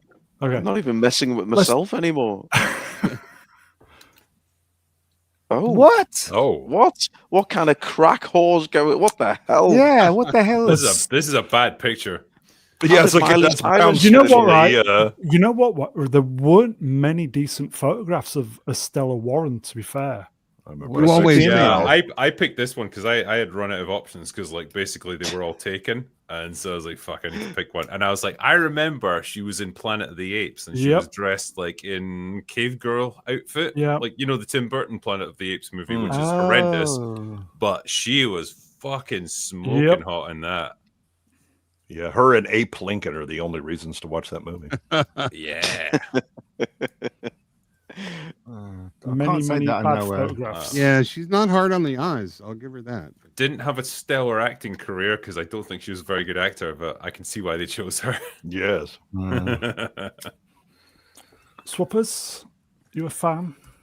Do you know what? That Tim Burton Planet of the Apes movie is the only movie I've seen her in, and I've forgotten all about her since then. But yeah, I remember thinking like, well, she looks better as a human rather than the women in ape makeup. So She hasn't aged well, yes. I haven't seen any new pictures. Oh, is she old now? Well, I suppose she is old now, but like, Yeah, her I first haven't seen it. movie was the Stallone movie Driven. oh yeah, Oh God, that F1 movie. Yeah, then she yeah, did that's like Planet of the Apes. 2001 or something, isn't it? Yeah. Yeah, it was 01. She does look Amber a bit like Heard. Amber Heard, actually. Yeah. She's got Jessica Alba's lips. They are nice. Mm. I will say that. She's got Claudia Black's boobs. I'm got starting to Liam- piece this together well. Yeah. Liam Neeson's dong.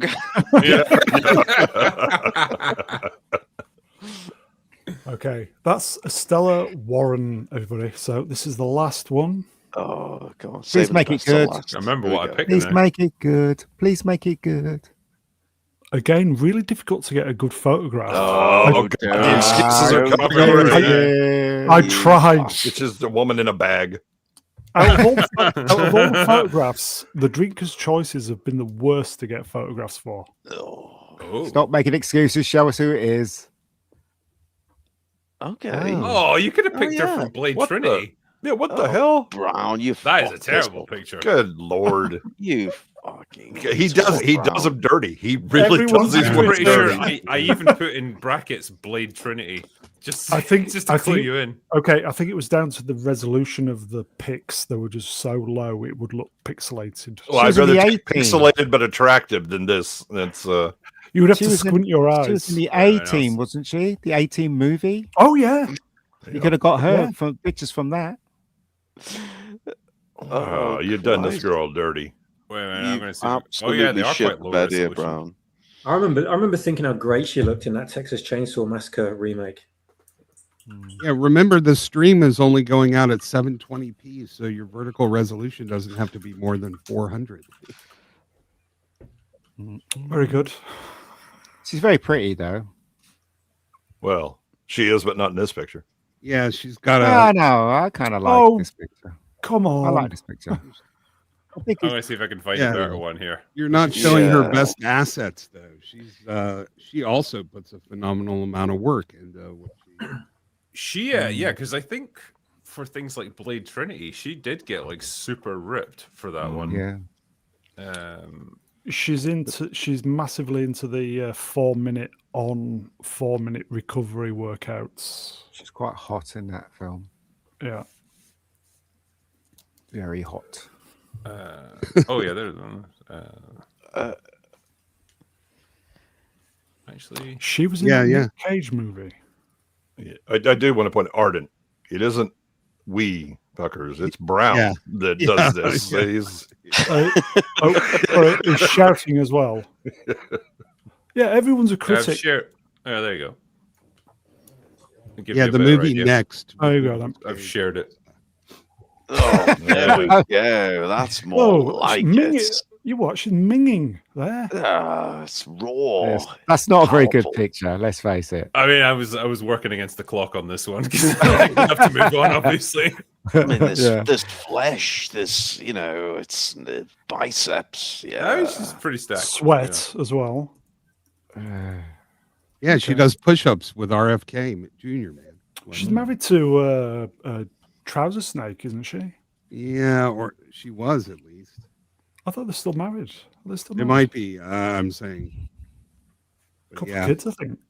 Yeah, early 40s. Okay. There's That's flesh. there is sweaty flesh. Yeah, she's still married. They got married in 2012. So they've been Okay, that's together for Jessica 6 years. Biel, everybody. Okay, so there is a vote. Vote for your favorite: Liz Hurley, Claudia Black, Estella Warren, Jessica Liz Hurley. Biel. So I'm going to start that. Yeah. Top Happy two go voting, through. everyone. What can I and say? I respect a woman congratulations- who works out. Yeah. Congratulations to Liz Hurley. Well done. Okay, Yeah, uh, exactly. I think she's got this one in the Yeah, bag. yeah. okay. Top two go through. Second Okay. place up for grabs, though. That could be interesting. I do love that when we know who's picking them, we suddenly realize kind of their type. Notice that all of Yeah. mine had enormous breasts. Meanwhile, Drinker's looking for six packs and a Yep. bit of bicep and all that. Yeah, Yeah, I'm Oh. aspiring to something I'll never have. yeah, It's yeah. Well, enormous breasts. I guess I can do Well, that if I that eat too, enough. Yeah. It's, like, Okay, let's do the next movies. The verdict. oh, that's a good oh, movie. Costner. Okay, It is a good the movie. verdict. Yeah. Oh. It is a good A movie. little heavy on the CGI, but most. Oh, yeah, there was that. No, this was one of this one of his last ones, Paul Newman. No, I mean remember. he did like The Color of Money, maybe Of 4 years course, after this. Of and- course, yeah. He was really good in this, though. playing the Trump yeah, as the alcoholic lawyer who lawyer. Yeah. Okay, kinda I has to assume redeem it's a himself. court drama type thing. Yeah, Yes, it is. Yeah. Yeah. This was huge when it came out too. Yeah. Did this win an Oscar? Came out. No, it I was can't- nominated. I'm not sure if it won. He was totally convinced he was going to lose all the way through the film. Yeah. It's a good movie. Will, have you seen this one? The Verdict, I don't think so. I mean, I'm aware of it. I just don't think I've seen it.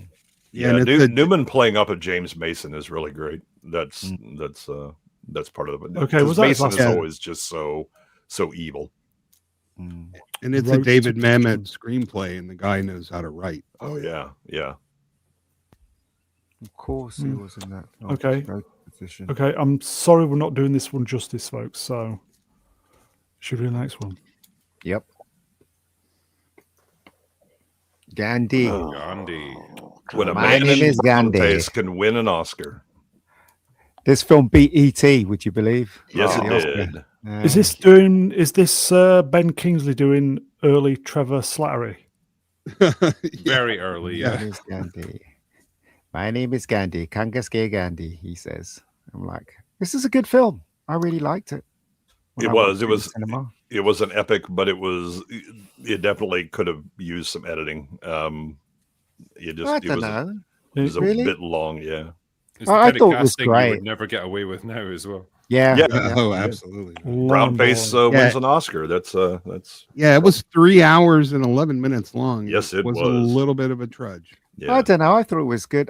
The bit that never leaves me after seeing this film is the bit where he's trying to put the thing in the basket and the police was beating him with the sticks. And he was Mhm. so determined, he just grabbed it as he's on the floor and he just shoved it in the basket. I thought that was quite a good scene. Hmm. Now, if I remember correctly, this movie actually had an intermission in It the did. theater. It Yeah. did, Oh. yeah. What? Yep. Wow. Who It did who did he fight in the finale in this movie? Oh, I think it was I the think it guy who was played the Chung-Li. Kurgan. Yeah, it was Clancy Brown. Mm. He kicked the British Empire out of his country. That's what he did.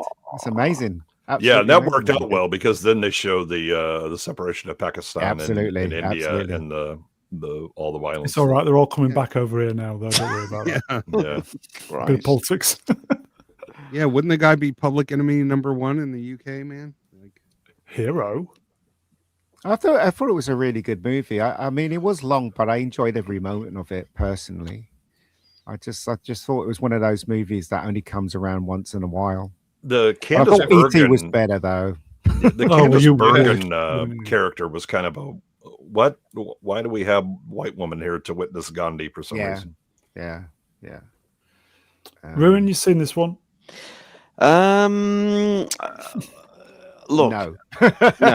no, but I am sat here pondering Gandhi, Mother Teresa, and Greta Thunberg, Snog, Marry, Avoid. What do we think? Oh, of those? please. I think there's only a drinker can truly answer that question. Go on, drink. Go on, drink. I could, but I don't want to. Yeah. yeah, what is it with Ben Kingsley playing? He played an Indian guy here. He was the Mandarin in a Marvel movie. They Oh, the always pick Mandarin. him to Such play- a waste. missed opportunity, the Mandarin. Yeah. Do you know what? I'm going to stick my neck out here. Iron Man 3 with the Mandarin, when it did the 180, I think that was the beginning of the end of it all for me. Oh. Well, I mean that was certainly the indicator that Shane Black had lost whatever mojo he had when he wrote Lethal Weapon and then did the script punch ups for Predator. Well, I think when you got the Predator as well, that was like That was the that was the confirmation that the quality 80s Coke is not the same as Nebraska meth. Oh, Kingsley's father is actually Gujarati Indian, so he might okay. still be able to play. Oh, okay. Doesn't matter anyway. You look. If you're going to play a vampire, you don't have to be a vampire. Do you know what I mean? Well, it doesn't matter to us, but it matters to the people in Well, charge. those of are things. they're all assholes anyway. So Yeah, Okay, I mean, um, I don't know what you've been paying attention to, Ian, but yes, you do have to be a vampire to play a vampire these days. Swappers, any final words? I was only going to say this film will never get made today because Ben Kingsley's not an actual Indian, but we've already dealt with that issue. So, And on that bombshell, just one final thought, Brown. Ben Kingsley, for such a great actor, I think he's got one of the shittest filmographies. You're not wrong, actually. I'm looking through his filmography. It's absolute dog shit. He's definitely in the phase of his like career where he's just like, I'll take fucking anything that's a good paycheck. I mean, but that was true during the height of his career. He would just, okay, I'm going to be in this, and you'd go, why is Ben Kingsley in this? Hold on, wait a moment, Ruin. How do you know? You don't watch films. You don't watch movies. How would you know? I can Google, baby, and I'm looking at his filmography, and it's absolute dog yeah, what about shit. Sexy Beast? But that's how British actors are, right? He was a lot of fun in Sexy Beast. Yeah, he was. Yeah, he was. British actors will do that. They'll just, it's work to them. They'll take any role. I don't blame him. Maybe give me your top three after Gandhi and Sexy Beast. Give me a top three, Mega Geek. Top three? Yeah. I don't know. Because I don't know many of his movies. I mean, Prince of Persia, clearly. Oh, God, no. Dutch Gradient, $2. Thank you, my friend. Oh, Sneakers, Kingsley was in Sneakers. He was. He was good which in is that, great. Yeah. He's good. I know people are pointing out Schindler's List. That's fair. Yep. Yes, he was good in that too. Cameo. Do you know, I've never seen Schindler's List. It's great. Schindler's List is a terrific movie. Yeah. You owe it to yourself to watch it at least once in your life, but you'll probably never want to watch it again.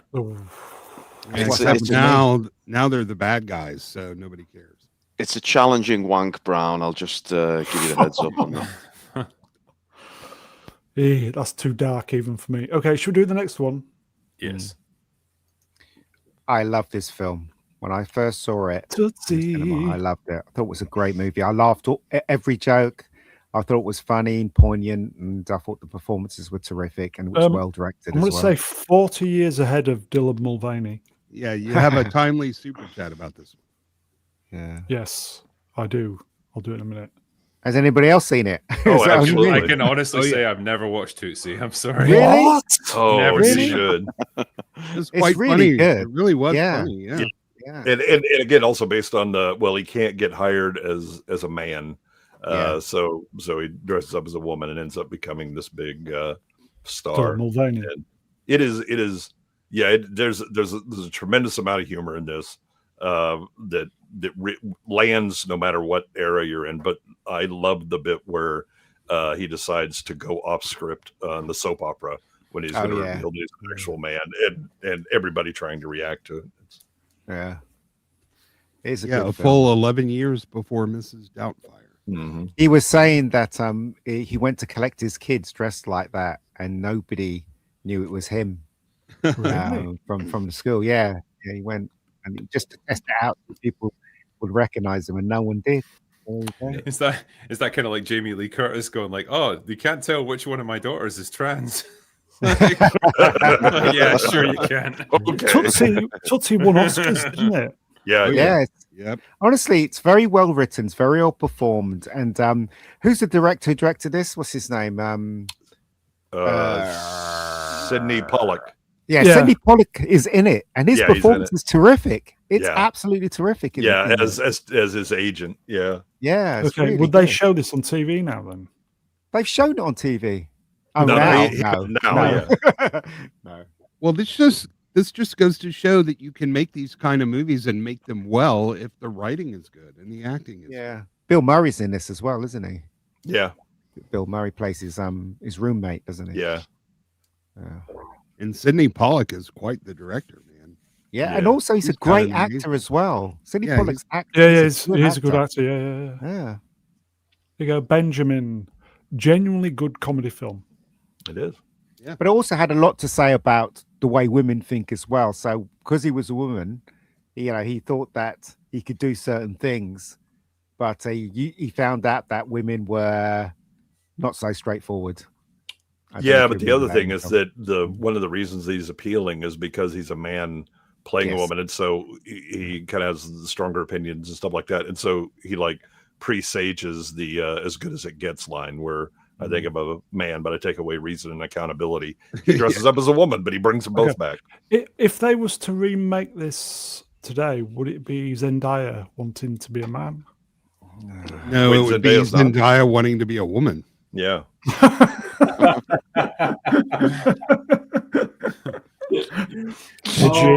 Edgy. Brilliant.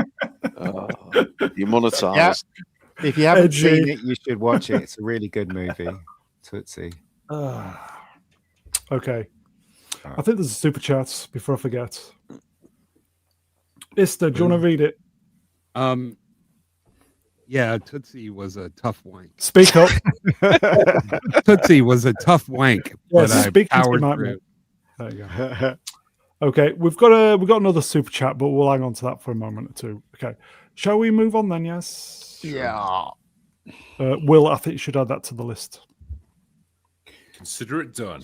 Tron. Here we go. Ah, Love it.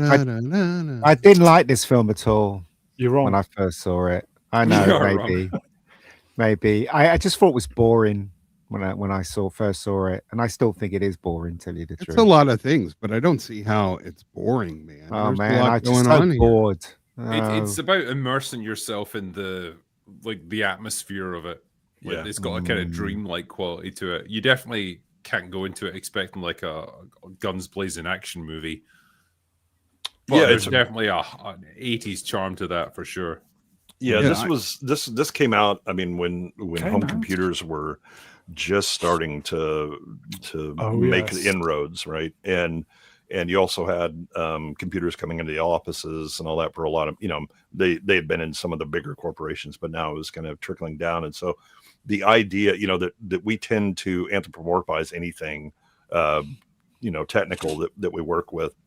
This idea of it really is actually fairly accurate with like how computers work as an analogy, but the analogy is the most interesting part of this. That it's showing like there are people inside of it or whatever. I mean, I think it's maybe a year after this, a game comes out called The Little Computer People, and the whole idea behind it is just sit and watch because there are really little people inside the computer doing things. And then the effects on this. I mean, this one, up to when Tron came out, I was very much like, effects and stop motion and stuff like that. I was doing that kind of thing. And when this came out, what I thought about was, wow, you can use computers to make up for some budget, for backgrounds and stuff like that otherwise you would have to do. And so I kind of switched over and started getting into computers 40 plus years later, still programming. But this really presaged the idea of what we could do with computers. The great joke is that computers aren't used very much in this movie. Most of it is done with like 3M tape and backlit animation. $17 million they made this movie for 17 million back then. Okay. I agree this movie is overrated, but if you're into computers at the time and of a teenager like me, it's much love for this movie.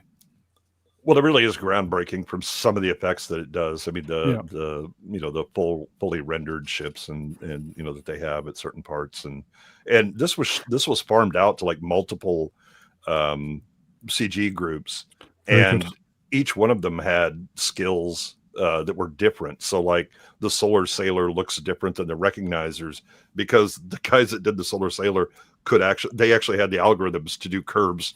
And Phong shading and all that, whereas the other guys were like, nope, we just have basic geometric primitives, and this is what you get. Yeah, and Cindy Morgan is a solid one in here, man. Yes. Yeah. Swappers, any love for Tron? A lot of love for Cindy Morgan. Yes.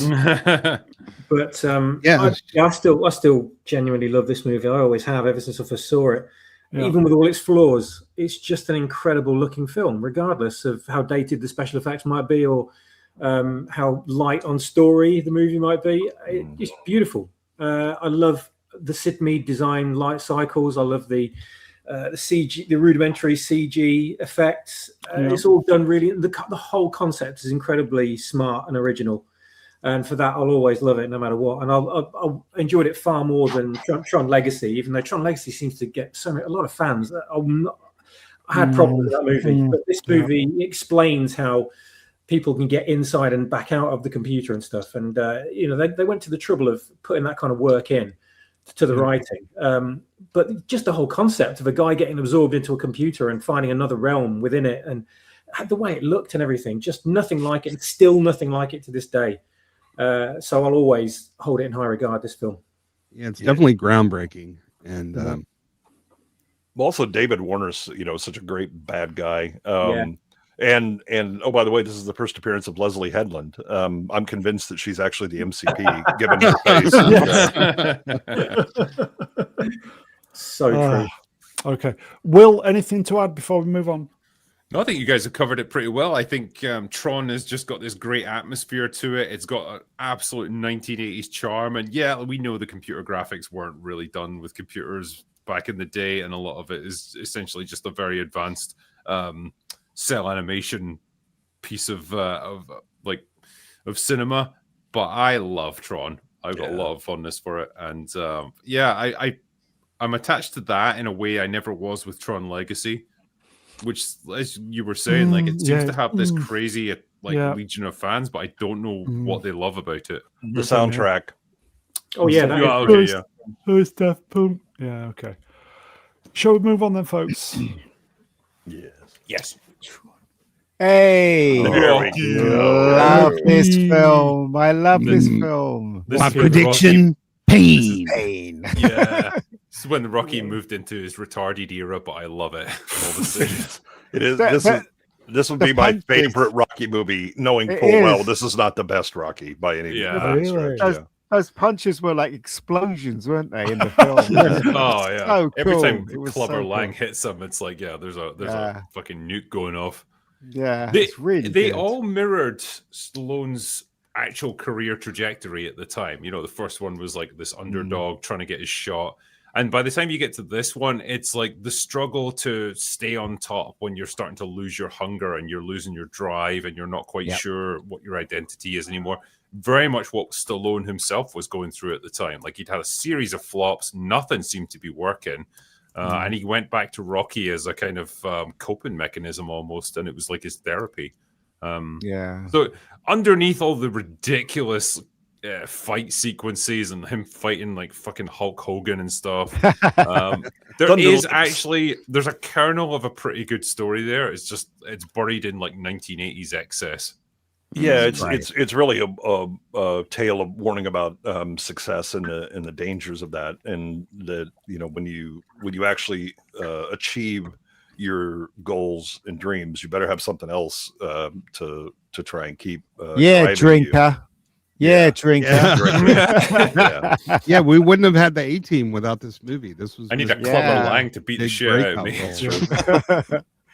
But this film is so iconic. It has the theme in the beginning, I can't remember what the Eye of the Tiger. Eye of the Tiger. It had Clubber Lang, you know what I mean? It had Hulk Hogan. It's an iconic movie, and I love it. I think it's great, personally. Yeah, Hulk Hogan as Thunderlips was absolutely fantastic. Yeah. Thunderlips in the flesh, baby. The ultimate male versus the ultimate meatball. Yeah, this kind of was his breakout role, wasn't it? Yeah. And the movie is more fun than it has. Deal in wrestling. Yep. Yeah, it's more fun than it has any right to be, but it definitely is more fun than it is good. But it isn't a terrible movie, and I'd put it over almost anything made today. It's an exhilarating movie. The fights are so over the top. And the fight, the ending when he beats Clubber Lang, that is just, everybody was cheering in the cinema. It was really, and when what's his name died?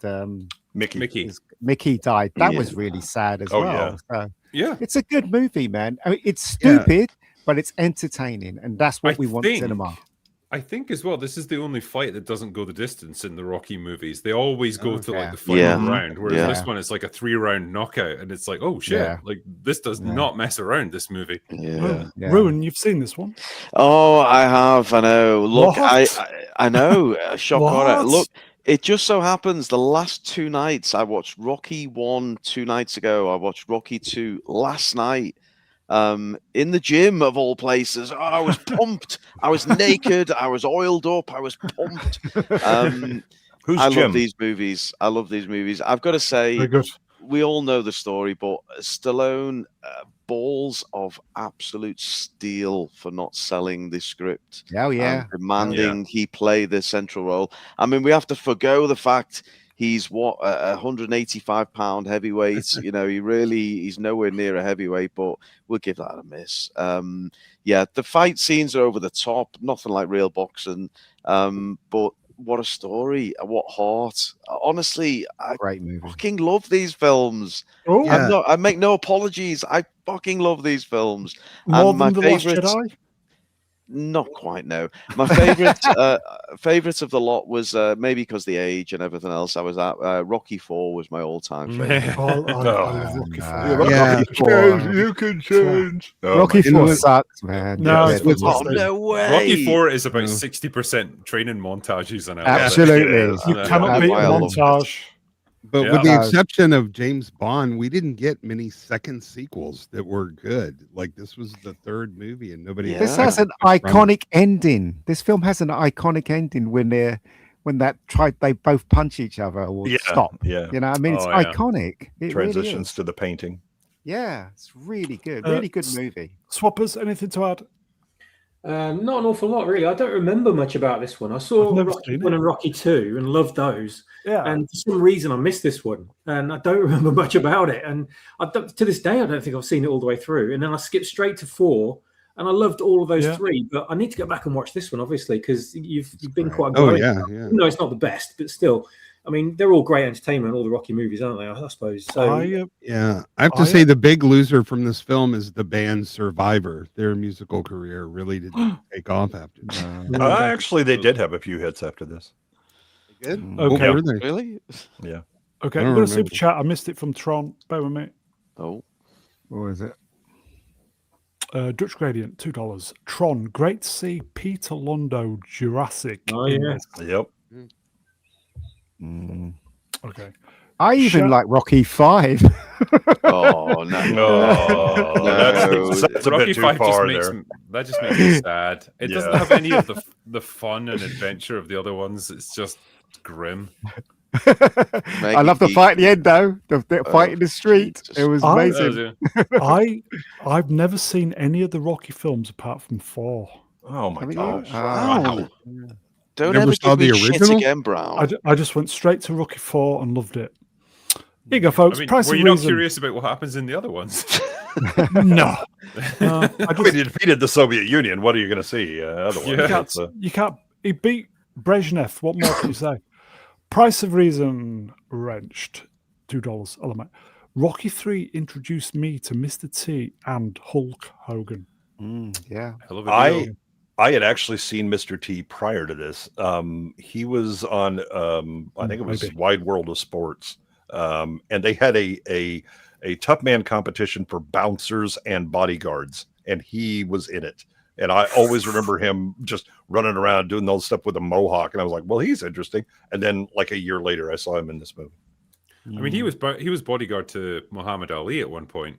Yeah, And I just love the fact that all his gold chains are just like he confiscated them from people that he threw out of places. yeah, it's like Yeah, he That's was where in they all the, came from. take your chains. he was in the Blues Brothers. I remember him from that. Was he? Yeah, he Was was he? just like he was a guy on the street he? looking all Mr. T. Oh, like. okay. Yeah. Okay, let's move on then. That's Rocky 3, everybody.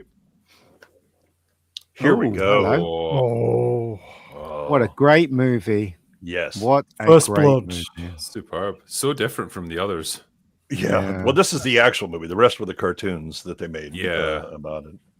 But yeah, this is I mean, there's a really great story. You know, the book is a lot more depressing, but the movie itself, I mean, the idea of him coming back, that he's, you know, everybody that he knows is dead. You know, either because they died in the war or afterwards, and then running into Teasel, who's also a vet. And you know, to Teasel's credit, he's trying to help the guy. He's like, trust me, you don't want to be in this town.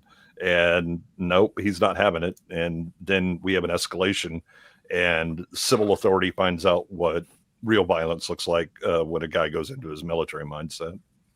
I think it came along at the perfect. Well, isn't it? Sorry, go ahead. Yeah.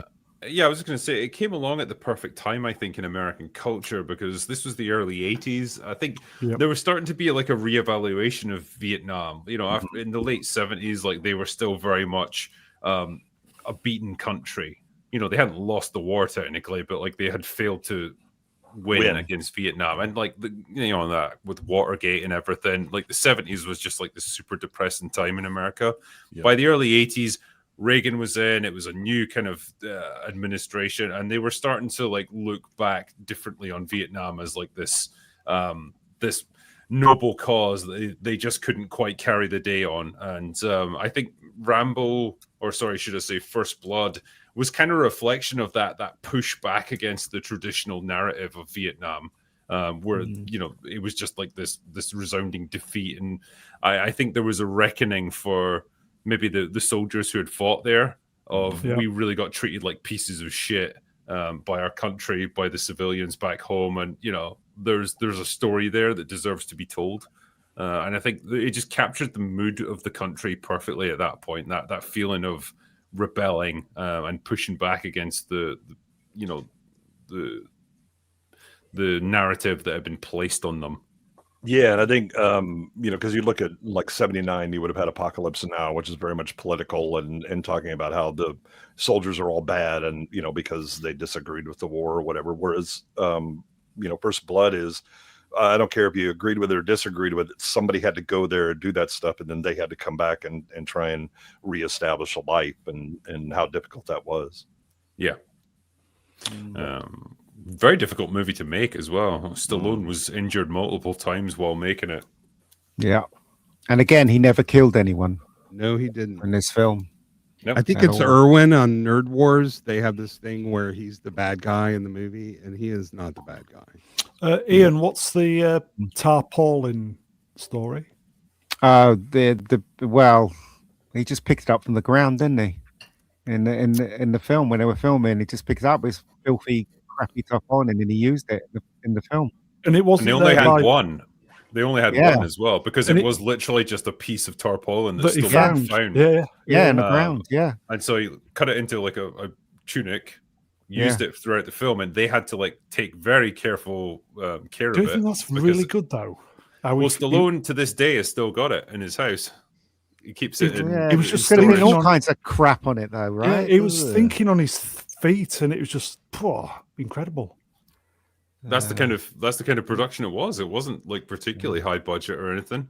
No, they were just figuring shit like this out as they went. And I think credit to Stallone, he roughed it for this one, and he got into character pretty well. Took a few knocks along the way and just kept going with it. So it's a good stunt when he grabs the guy off the bike when he comes out the police station. I thought that was quite cool. Southern Storm Ranch, mate. The guy in the helicopter died. Yeah, he's the only one that died. But he didn't. Rambo didn't kill him. Yeah, he threw a rock at the helicopter and then it pitched over and the guy fell out. Yeah. Yeah, this is a shout out to Jimmy Lyle, who I've met. He is an Arkansas knife maker, designed the original Rambo knife, and had to be talked into selling this. Swappers, First Blood? Yeah, saw it as I think I might have been 9-10 years old, something like that. Me and a bunch of friends would like just see John Rambo as a hero. We'd ride our BMXs around the all the dirt bike areas around where we lived, pretending we're on the dirt bike at the end of the movie, and just speaking like Stallone an awful lot, so we couldn't really understand each other that well. But, I mean, everything we did, whenever we like pulled a wheelie, whenever we hoisted a large stick that we found from a tree that we were using as a gun, whenever we jumped over a fence or mantled a rock, we cited John Rambo's and then Stallone's infamous catchphrase of the time, which was that was all he said. That was all he said. I love the fact that the deputy, the one that goes to shave him dry and all that, he's actually in Blazing Saddles. He's the old timer that talks authentic frontier gibberish and then announces that the sheriff is near. Brian Dennehy? No, the No, he's the deputy. sheriff. This is the Oh, deputy. the deputy guy. David Caruso's in this as well, isn't Yes, he? he Yes, is. Yeah. Yeah. But the question is Rambo a Christmas movie? There are Christmas trees in it. Yeah, it's very Christmas time. Well, he's more like Krampus because he shoots out the Transformers so that there can't be Christmas lights. I remember renting the video of First Blood from the rental store, and we watched it, and then we were lucky enough to have 2 VHS recorders, so we taped it. I've seen First Blood so many times. So good. So good. Didn't have the bug in it then. No, this was before this was a few years before they put the code on. So Gotcha. And this movie was over 3.5 hours long in the rough cut, and they had to take out an amazing. Here we go. Got super chat. Here you go. Price of Reason rent. $2. Wasn't half the movie deleted for the second edit? Yep, about exactly half because. Well, it was Stallone as well who suggested that Rambo shouldn't die at the end because I think in the original cut. Troutman just shoots him in the head. Yeah, because that's the book. They were trying to keep closer to the book. Yeah. Okay. Speaking of Troutman, Dutch Gradient, $5. Kirk Douglas was originally going to play Troutman, but he quit when they decided not to follow the book's ending where Troutman kills Rambo. Yep. Damn. That would have been wild, actually, having Kirk Douglas play that role. Because I think Richard Crenna did a really good job. Like, I can't really picture anyone else but him doing it now. Yeah, he has the kind of smug arrogance that even Douglas doesn't have. They chose wisely though with the ending, letting him survive. Yeah, they got a lot more movies out of the thing. Yeah, they did. Yeah. You go, come on, people, wrenched for £6.69. Before we praise Sylvester Stallone too much, let's remember he's an Everton fan. Ruin? Wow. Beautiful. I'm not sure he is, but he was at an Everton game once. Shall we move on then? You might have to explain that to your US-based listeners. We don't care. It's fine. Soccer team. Well, the thing is, greatest soccer team to have ever graced the football. Cheating team. Will? Yeah, I don't think Stallone even knows like what Everton is or anything. It's probably he was just brought there that day. It's like, fuck it, I'll go there. The connection, if you're interested, was Bill Kenwright, R.I.P. Bill. He's the former chairman of Everton and obviously a theatre impresario and a close friend of Stallone who was coaxed onto the pitch and asked to hold up an Everton scarf, and we've declared him one of our own ever since. So there you go. Oh, that bombshell. Oh yes! What a load of shite! Okay, Ruin, have you seen Star Trek 2? No, I've never seen any Star Trek ever. It's the biggest load of shite ever. It's all fucking talking. It's boring. It's fake. I don't know what you want from me. It's shit. Who watches this shit? I don't know where people. What have you got nothing better to do with your fucking lives than watch this dross? There's so many movies and TV episodes. Fucking shite. What's going on? Is everyone trolling me? Who watches this? Fucking tosh. Swappers, you into Star Trek 2? I'm partial to a bit of old Wrath of Khan. Yeah, definitely. I can't fault this film at all. The soundtrack, the acting, the characters, the ships, the ship porn, the special effects, the drama, the twist. It's all there. Oh my God. What an incredible film. You don't even have to like Star Trek to enjoy this film. It's that good. It's just mind-blowingly great. Everything about it. Sorry, Ruin, but you're a twat. It's right up there with Star Trek 3 is great as well. I love both of those movies. This one always gets the glory more than that film. But I think it just took the whole franchise to another level. It just boosted it beyond anyone's imagination where we thought it could have gone. And it's epic filmmaking. And they've been trying to chase the popularity and the success of this film ever since with everything in this Star Trek canon. God knows that they couldn't do it in recent years. But yeah, this will always be, I think, the pinnacle of this franchise. What a beautiful film in every respect this film is. It was 3. It wasn't this one. It was 3. we just did a 2.5-hour stream on this movie on Trev's channel, so you can go check that out. We had a good time. I love this film. I still think Star Trek 3 is better. Well, you have a right to be wrong, Ian. Star Trek 3 is a slightly underappreciated sequel, but I don't think, like, thematically, writing wise, character wise, it's as good as this. I've been told. But there you go. This is the movie. We're all wrong. This is the movie I used to convert Mahler into Star Trek. Oh, well, I there you go. never really watched that, and I was like, let's start with something good. And he watched that, and he's like, yeah, I sort of get it now. It's pretty good. They made this movie for a fraction of what they made. Yeah. Star Trek. Well, it's interesting, yeah, because the motion picture was a bit of a flop, but they pumped a shitload of money into that 42 one. million. Yeah, which crazy amount for the day. But like they did want to do more, but they knew they'd have to do it on a much smaller budget, and so they found loads of ways to save money with this. Like most of the action takes place on the bridges of both ships. The Reliance bridge is just a redress of the Enterprise set. It's the same set. They just move some stuff around. Yep. Yeah, they reused some footage. They reused props. Well, yeah, they got Half Bennett in as well.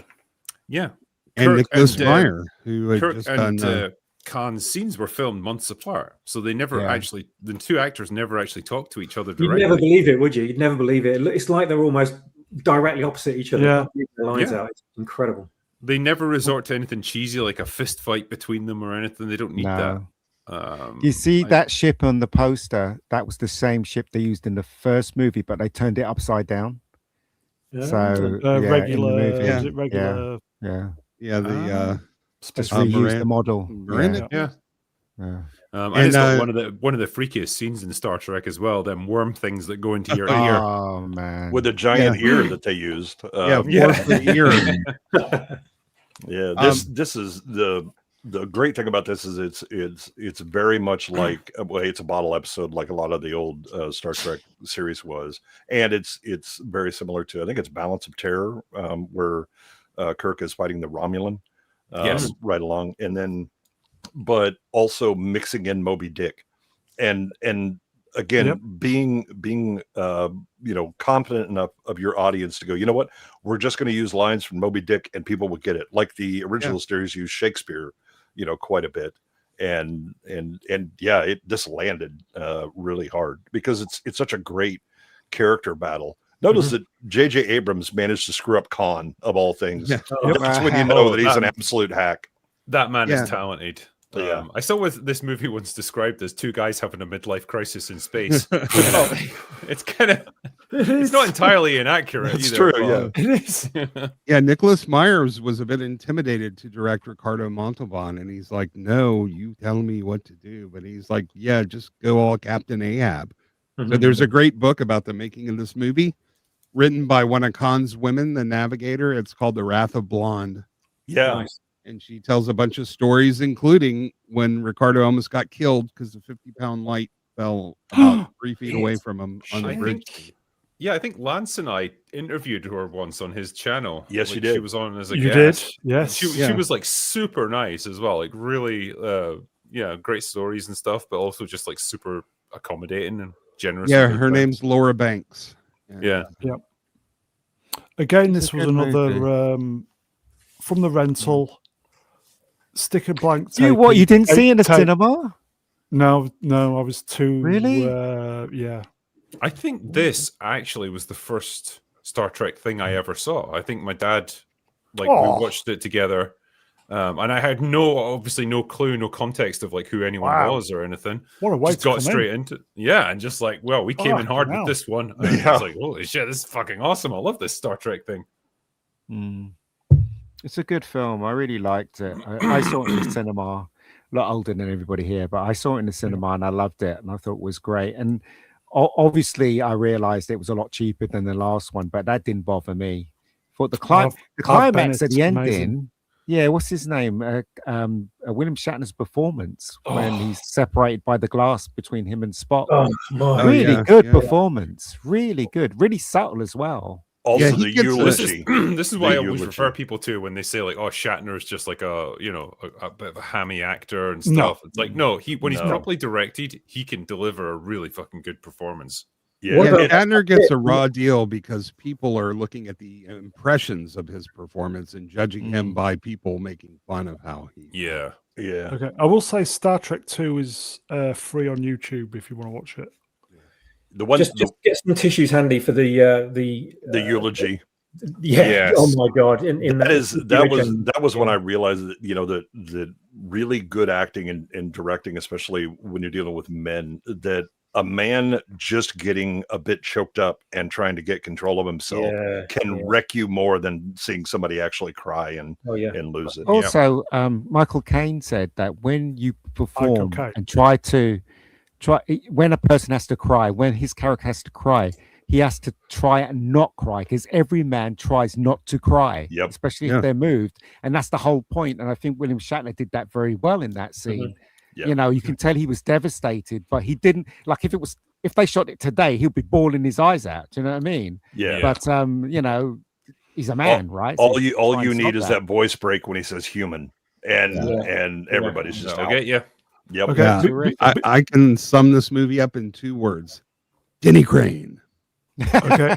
Before I forget, this was pretty much the first movie that ILM had come together.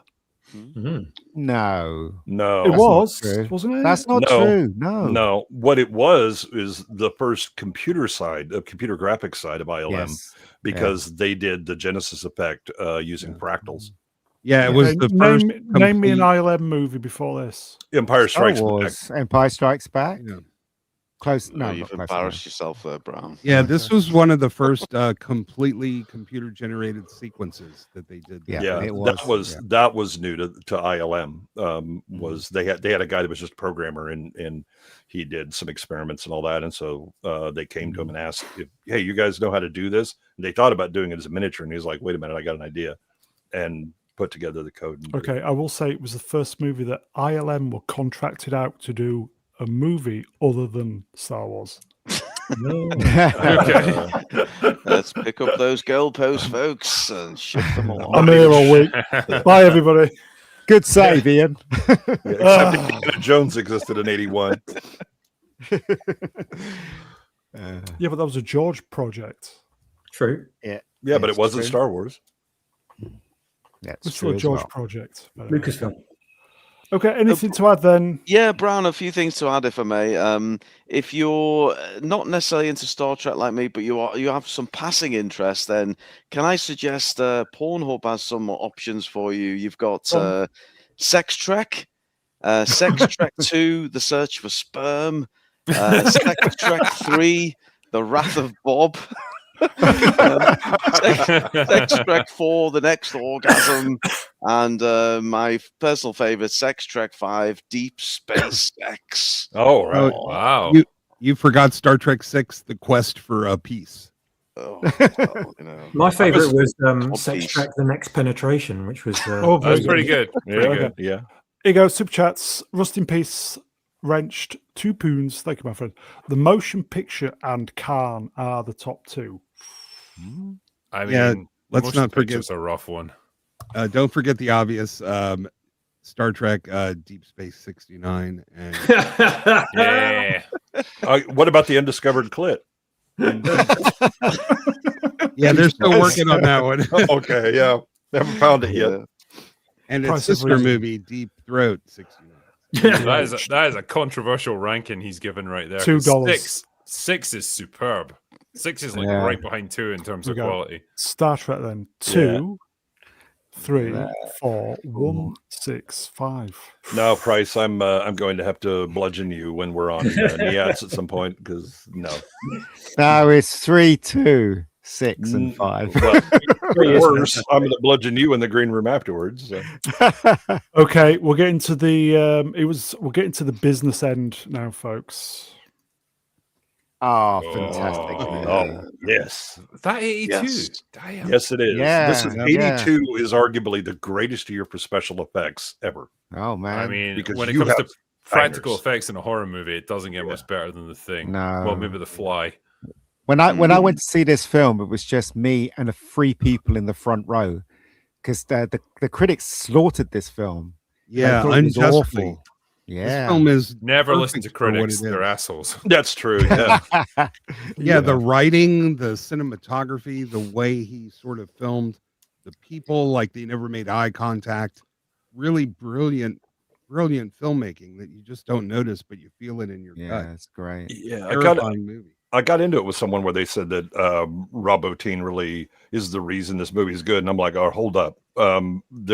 It's absolutely complimentary, the effects that Bottin did, but Maybe Carpenter's the way that he did shots, the kind of claustrophobic nature of so many of those shots, the eye lines and the you just feel a sense of mistrust in it or whatever. And then the writing and choosing to go back to the original Who Goes There and being closer to that.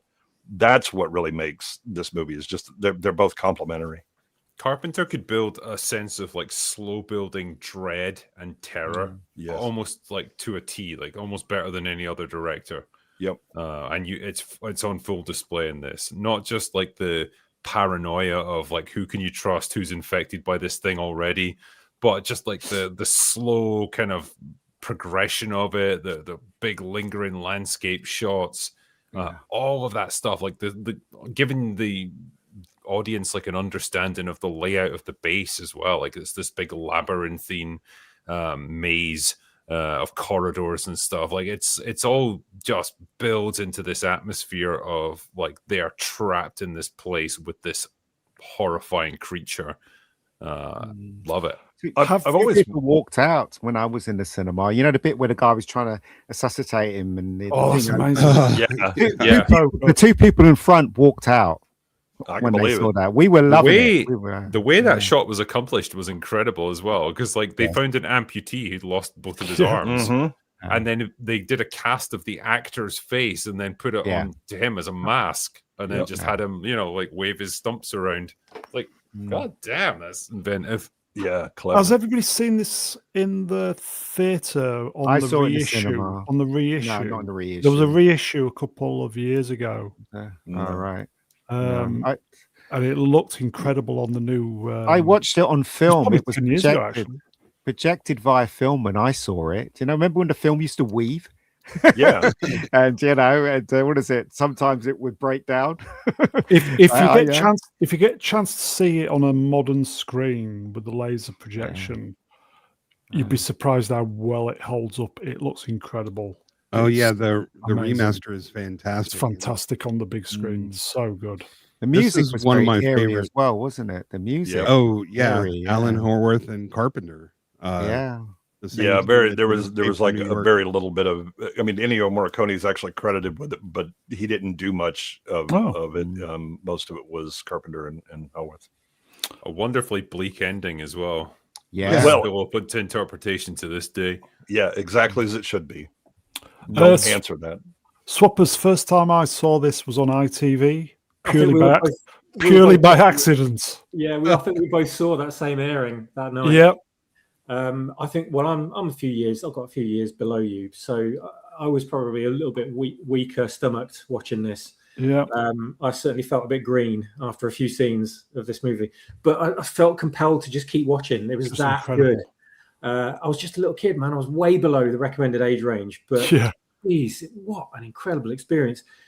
The special effects are just so unbelievably real, and you never ever get this with CG ever. And it's just beautiful what Bottin did with his creativity in this film, and what limits he had as well. Yeah. But what an unbelievably enjoyable film or enjoyable experience it is. That it's this horrendous, weighty sense of unbelievable paranoia, and gross out body horror, and just extreme terror, and you never know when the next strike of fear and terror is in this film. And you love every second of it, I mean, obviously those two people in the cinema with Ian didn't, but I was so absorbed, and I just could not stop watching. It's like a car crash almost, but a brilliant one. I couldn't look away. I just could not look away, because you don't know what's going to happen next. Even though you've seen the alien, you don't know what it's going to do next, and you've got to keep watching to find out what they're going to come up with, and you're never disappointed. You just like the bit with the character. Can't always forget his name, but like you said, when he's got the the heart massager, and Yeah, that's Yeah. the scene that Yeah. gets That's me. Doc. Doc, Yeah, and yeah, he's his working chest on Norris. Yeah, his chest opens up, arms get bitten off, head stretches off his body, turns into Oh, a that was spider, amazing. another Yeah, head unbelievable. coming out of his stomach, and it's Yeah. stuck to the ceiling, and you're just like, what the fuck is going on? And you know, and then it crawls off, and the guys all turn around, Incredible. and then, you know, oh my god, You've and got to be fucking kidding me. Yeah. The you film don't know what opens it's gonna up do. with them trying to kill a dog, and Yeah. you know, Do you know the my courage that- nieces, when they came to see, so my nieces like 2 years ago, they came to my house. They always wreck my place, and they wanted to see the thing, and they saw the thing. And my little niece Jamie, she cried when they shot the dog. You know, the bit where they were, you know, the thing was trying to get the dog, and the Yeah, guy we start shoot the dog. shotgunning him. Yeah, she started crying. I The was like, dog "You know, scene it's is a not tough real. bit. Yeah. Yeah, it's not Yeah, real. no one likes to see dogs suffering. No, I think Yeah.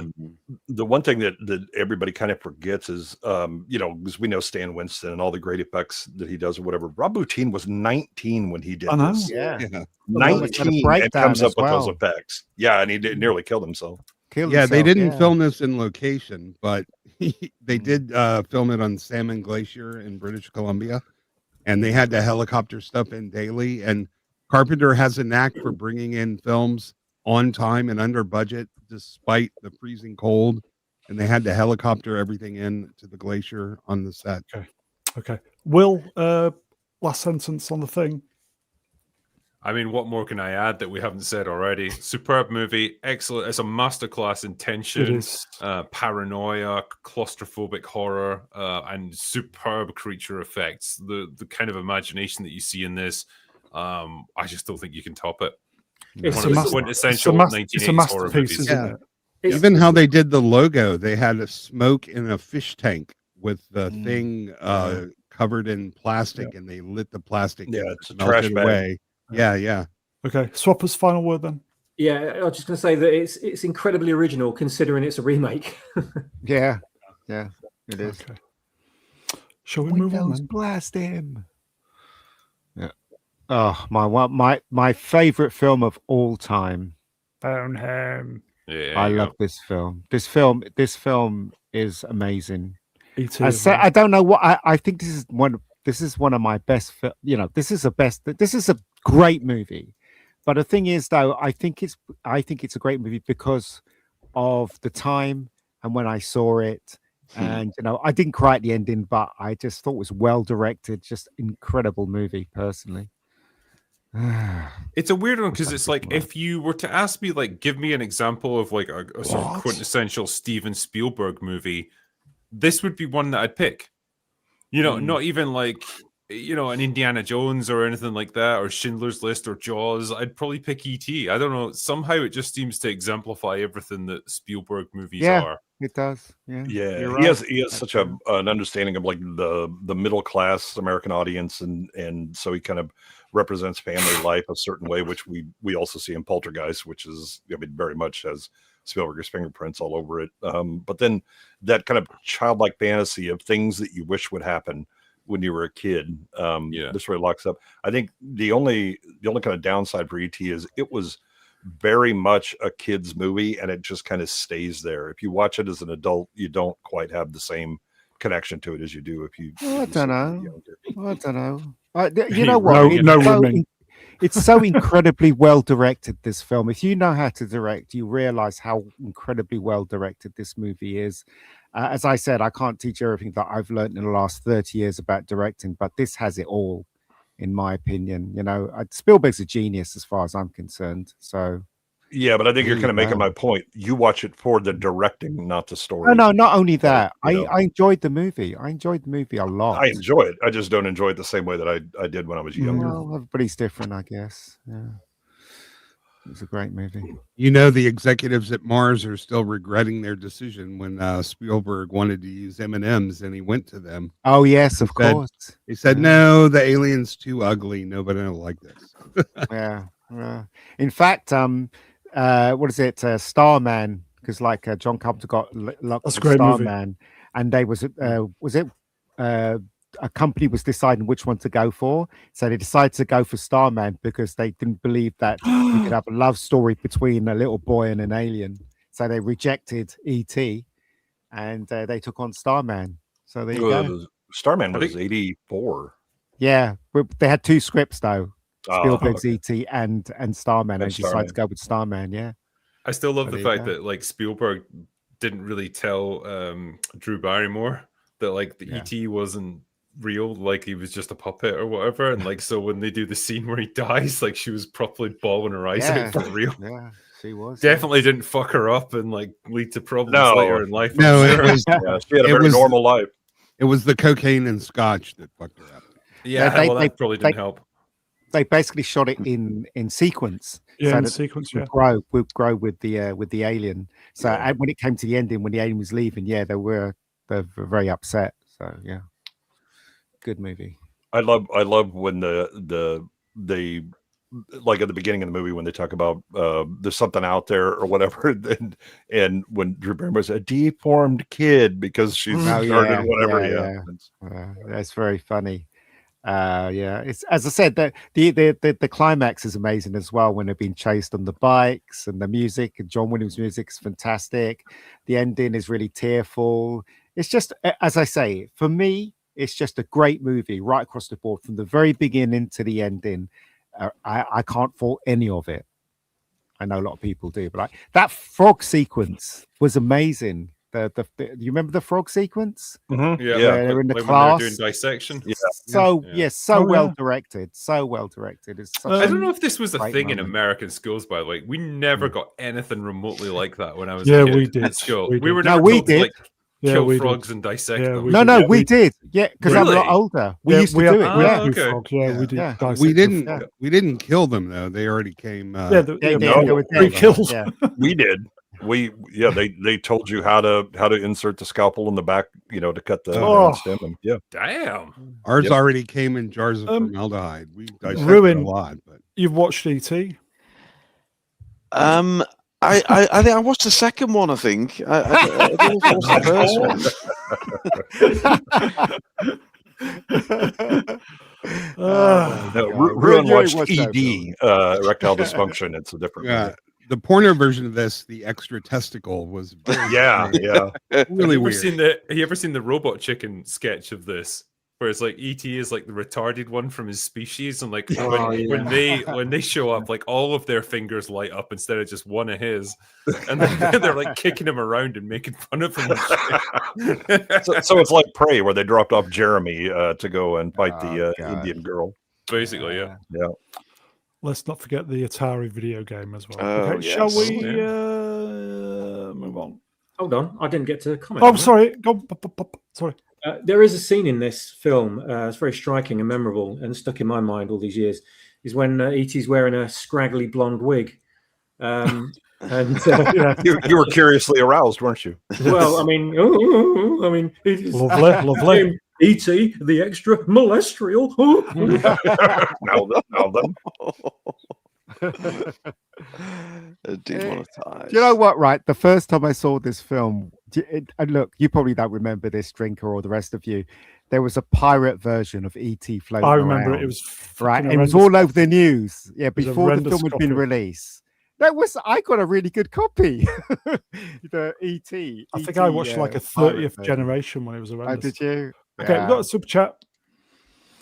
Dutch Eric Gradient. Laniac. Wow. Yeah, $5. The tall blonde girl Elliot Kisses was Erica Eleniak, Playboy Yeah, I remember. girl and Miss July in Under Siege and in Yeah, Baywatch. she I did popped not out know of the that. cake. Yeah, it was her. Yeah. The That's teacher in the cool. class was Harrison Ford as well, wasn't it? Well, yeah. What? Well, they cut that scene out, but yeah, Oh, Harrison Ford did okay. play a teacher. But yeah, You can hear his they voice. cut it out. Okay, I let's think move so. on then. It was difficult to put these in order, but I think I kind of got the. Here we go. Everybody's gonna hate me. You know what? I love the version where there's Blade a Runner. voiceover.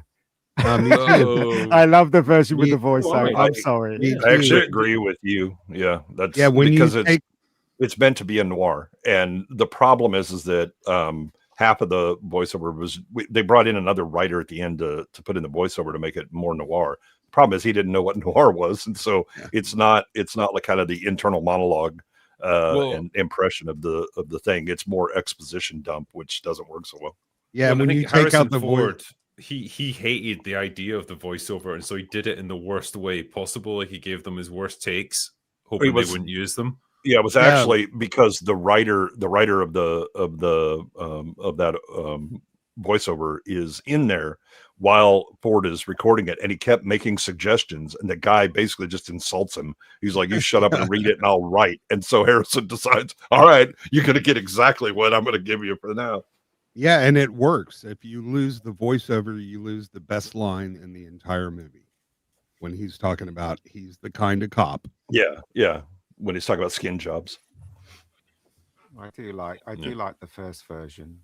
And that was the theatrical. That's the one I first saw and knew. And so this is the problem, because there's also, like, with the voiceover version, there's other scenes that come with it. Yeah, the happy ending, which is a problem. No, isn't it different? Because the voiceover version ends with him just leaving his apartment, and it's really like up to the audience to decide what happens next. No, the theatrical is the happy ending where he's driving in the hills. Yeah, but you can just stop the director's cut and all that stuff end just with him leaving. Yeah, the problem that's is the ending that, I prefer. Like, I think that's a better ending. I think the problem is there's not a best cut, because you get Ridley coming in going, I know the story, even though he had nothing to do with writing it, and misunderstands this, much like he does with a lot of his movies. He misunderstands it, and so he decides that he's going to put in the unicorn scene because he had some extra footage from Legend, and then claims, no, I shot it at the time, and everybody else is like, no, you didn't. What are you talking about? Yeah, this is a great example where studio interference actually helped to make the movie better. Yeah, and that does happen. Yeah. I love the look of it, though. I love the spinners. I thought the spinners are fucking cool as shit.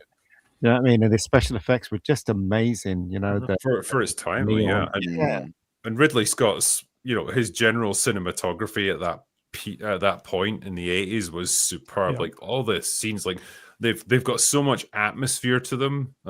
Partly it's just like there's crazy amounts of stage smoke going on, but like all the sets look gorgeous.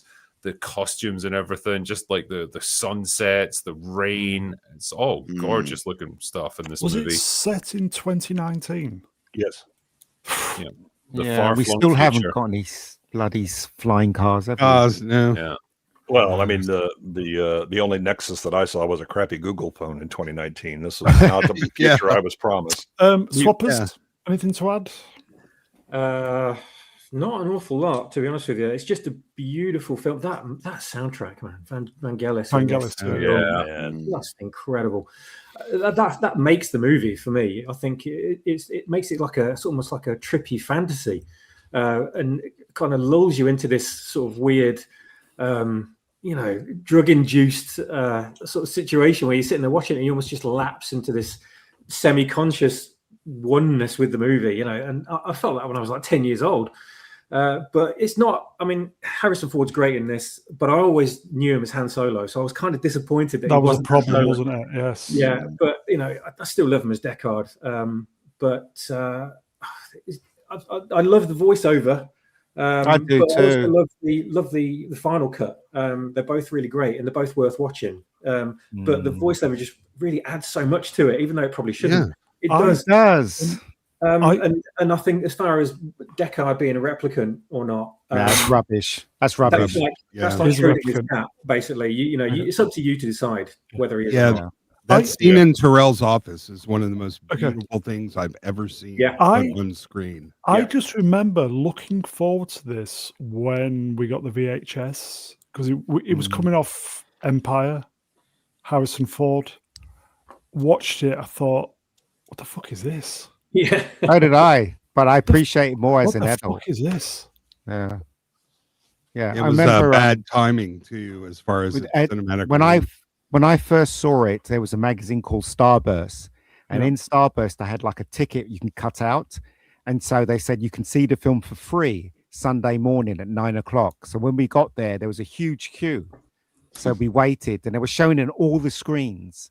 And when we went in, I was so disappointed with the film. But after years and years and watching it again, you appreciate what it is. It's a beautiful looking film, and it's a film noir, which I didn't understand when I was a lot younger. Yeah, same. Yeah, it's a film noir, but it's also like a dark sci-fi fairy tale almost. Yeah. Like there's a lot going on with this one, and it's difficult to pigeonhole into one specific genre. I just know that whatever the fuck it does, it works extremely well. Yeah, and now it's very loosely, it bears little resemblance to the Philip K. Dick book. Yeah. But it still asks the same questions, which is what he always asks. What does it really mean to be human? Mhm. And same one Total Recall asked. Are you more than just the sum of your memories? Well, Yeah. what love is that reliable line. or not, you know. Yeah. I love that line, sushi.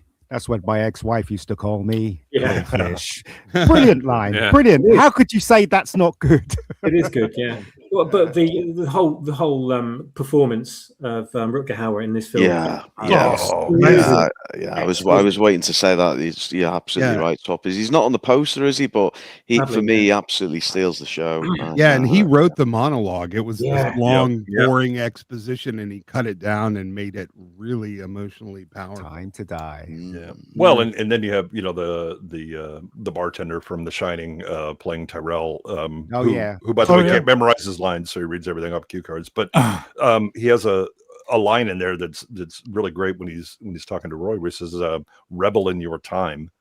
The thing is that applies to the audience as well, because I mean, even if you met your god, he says, "No, I can't give you more time. You only have a set amount, and you don't know." When it is, when your expiration date is. So it's a rebel in your time. Yeah, I'm surprised he could read the cue cards with those glasses. Oh God, those Yeah, they were absurd. How beautiful was that shot when he had the noodles and he sits down and the whole shot was just amazing. The blues, the yellows, the reds, and everything. And he's just got those two, and he's eating his noodles and it just looks fantastic, doesn't it? Yeah. Even today, when you look at that shot, it's just amazing. You've got the neon going on in the background. You've got the steam rising. You've got so many great elements to those. To those shots. John Dykstra's special effects as well. Yeah, well, but that's shot on the back lot, and so these are scenes that we'd know normally, but they did so much set decoration on it that it totally transforms everything.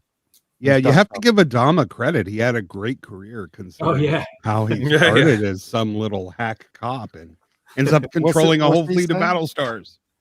What's that guy say? Edward James Olmos. What's that line? Yeah, that's but then again, who does? Yeah. Amazing. That's great. Yeah. Okay. What a great film. Best movie of 82. I mean, the Thing is in this year. That's the problem. It's between The Thing and Blade Runner for me. Yeah. Sorry, Mega Geek. E.T. for me. No, E.T.'s a lovely movie, but like in terms of its contribution to cinema, I don't think it's equal to those two. Oh no way! Listen, Drinker, you're wrong. Do you know why?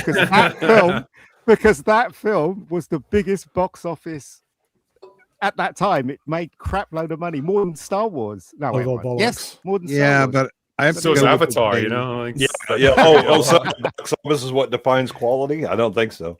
Okay, we've got super chat related to this from What's that? Bear with me. From Common People. Come on, people. Oh, you missed it. Ruin, pack it in. Common People Wrench 669 is or is not Deckard pretending to or not pretending to be a replicant by really being a replicant? Yes or no? It's up to your interpretation. Yes or no is the correct answer. Yeah, he really gets his ass kicked hard though for being a replicant. Pretty weak replicant. Yeah. That question sounds like one of your polls. It does. Speaking of polls, did Daryl Hannah make our list? By the way, because she was a pretty solid one in this movie. No.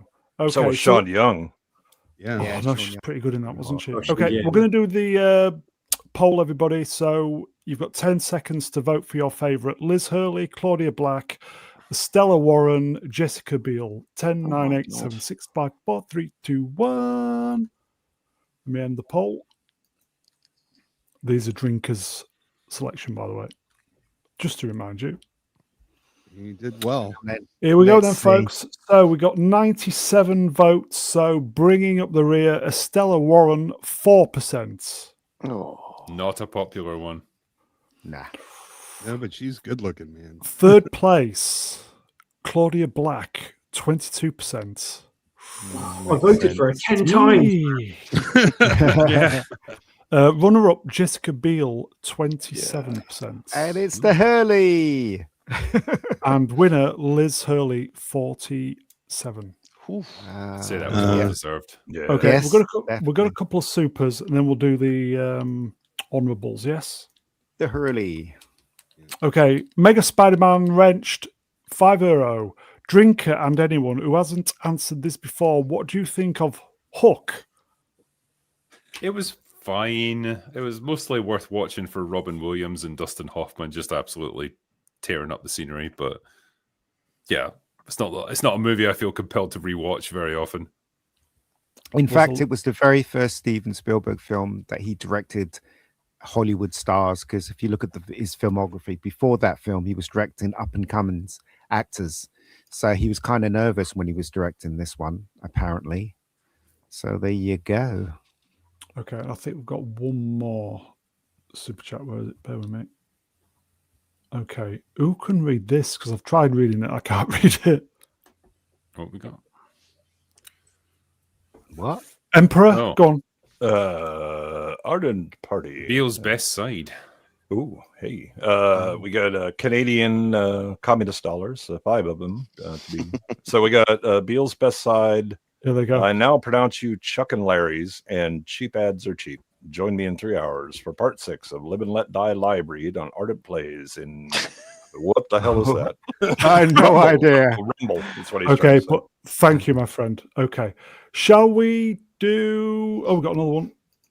Have we done this one? Ista, go on. No, I just sent it. Just hearing Liz Hurley's name makes me want to watch Bedazzled. Such a funny movie. Okay. Shall we do the honorables?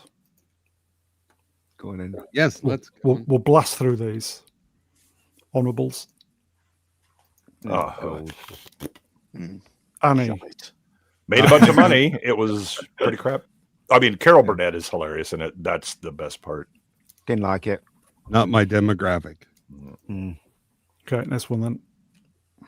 Now, here we go. Excellent. Well, what happened to the other one? Sorry. Get the hell, but yes, Oh, Dead Men is this- Don't Wear Plaid is fantastic. Is this where they CGI him into like all these other Yeah, They cut back and forth, and they brought in a lot of the set designers for those original noir movies and had them like replicate patterns on the wallpaper and sets and all that. And they also had to work with the camera people to use the correct kind of film to be able to get the matching up.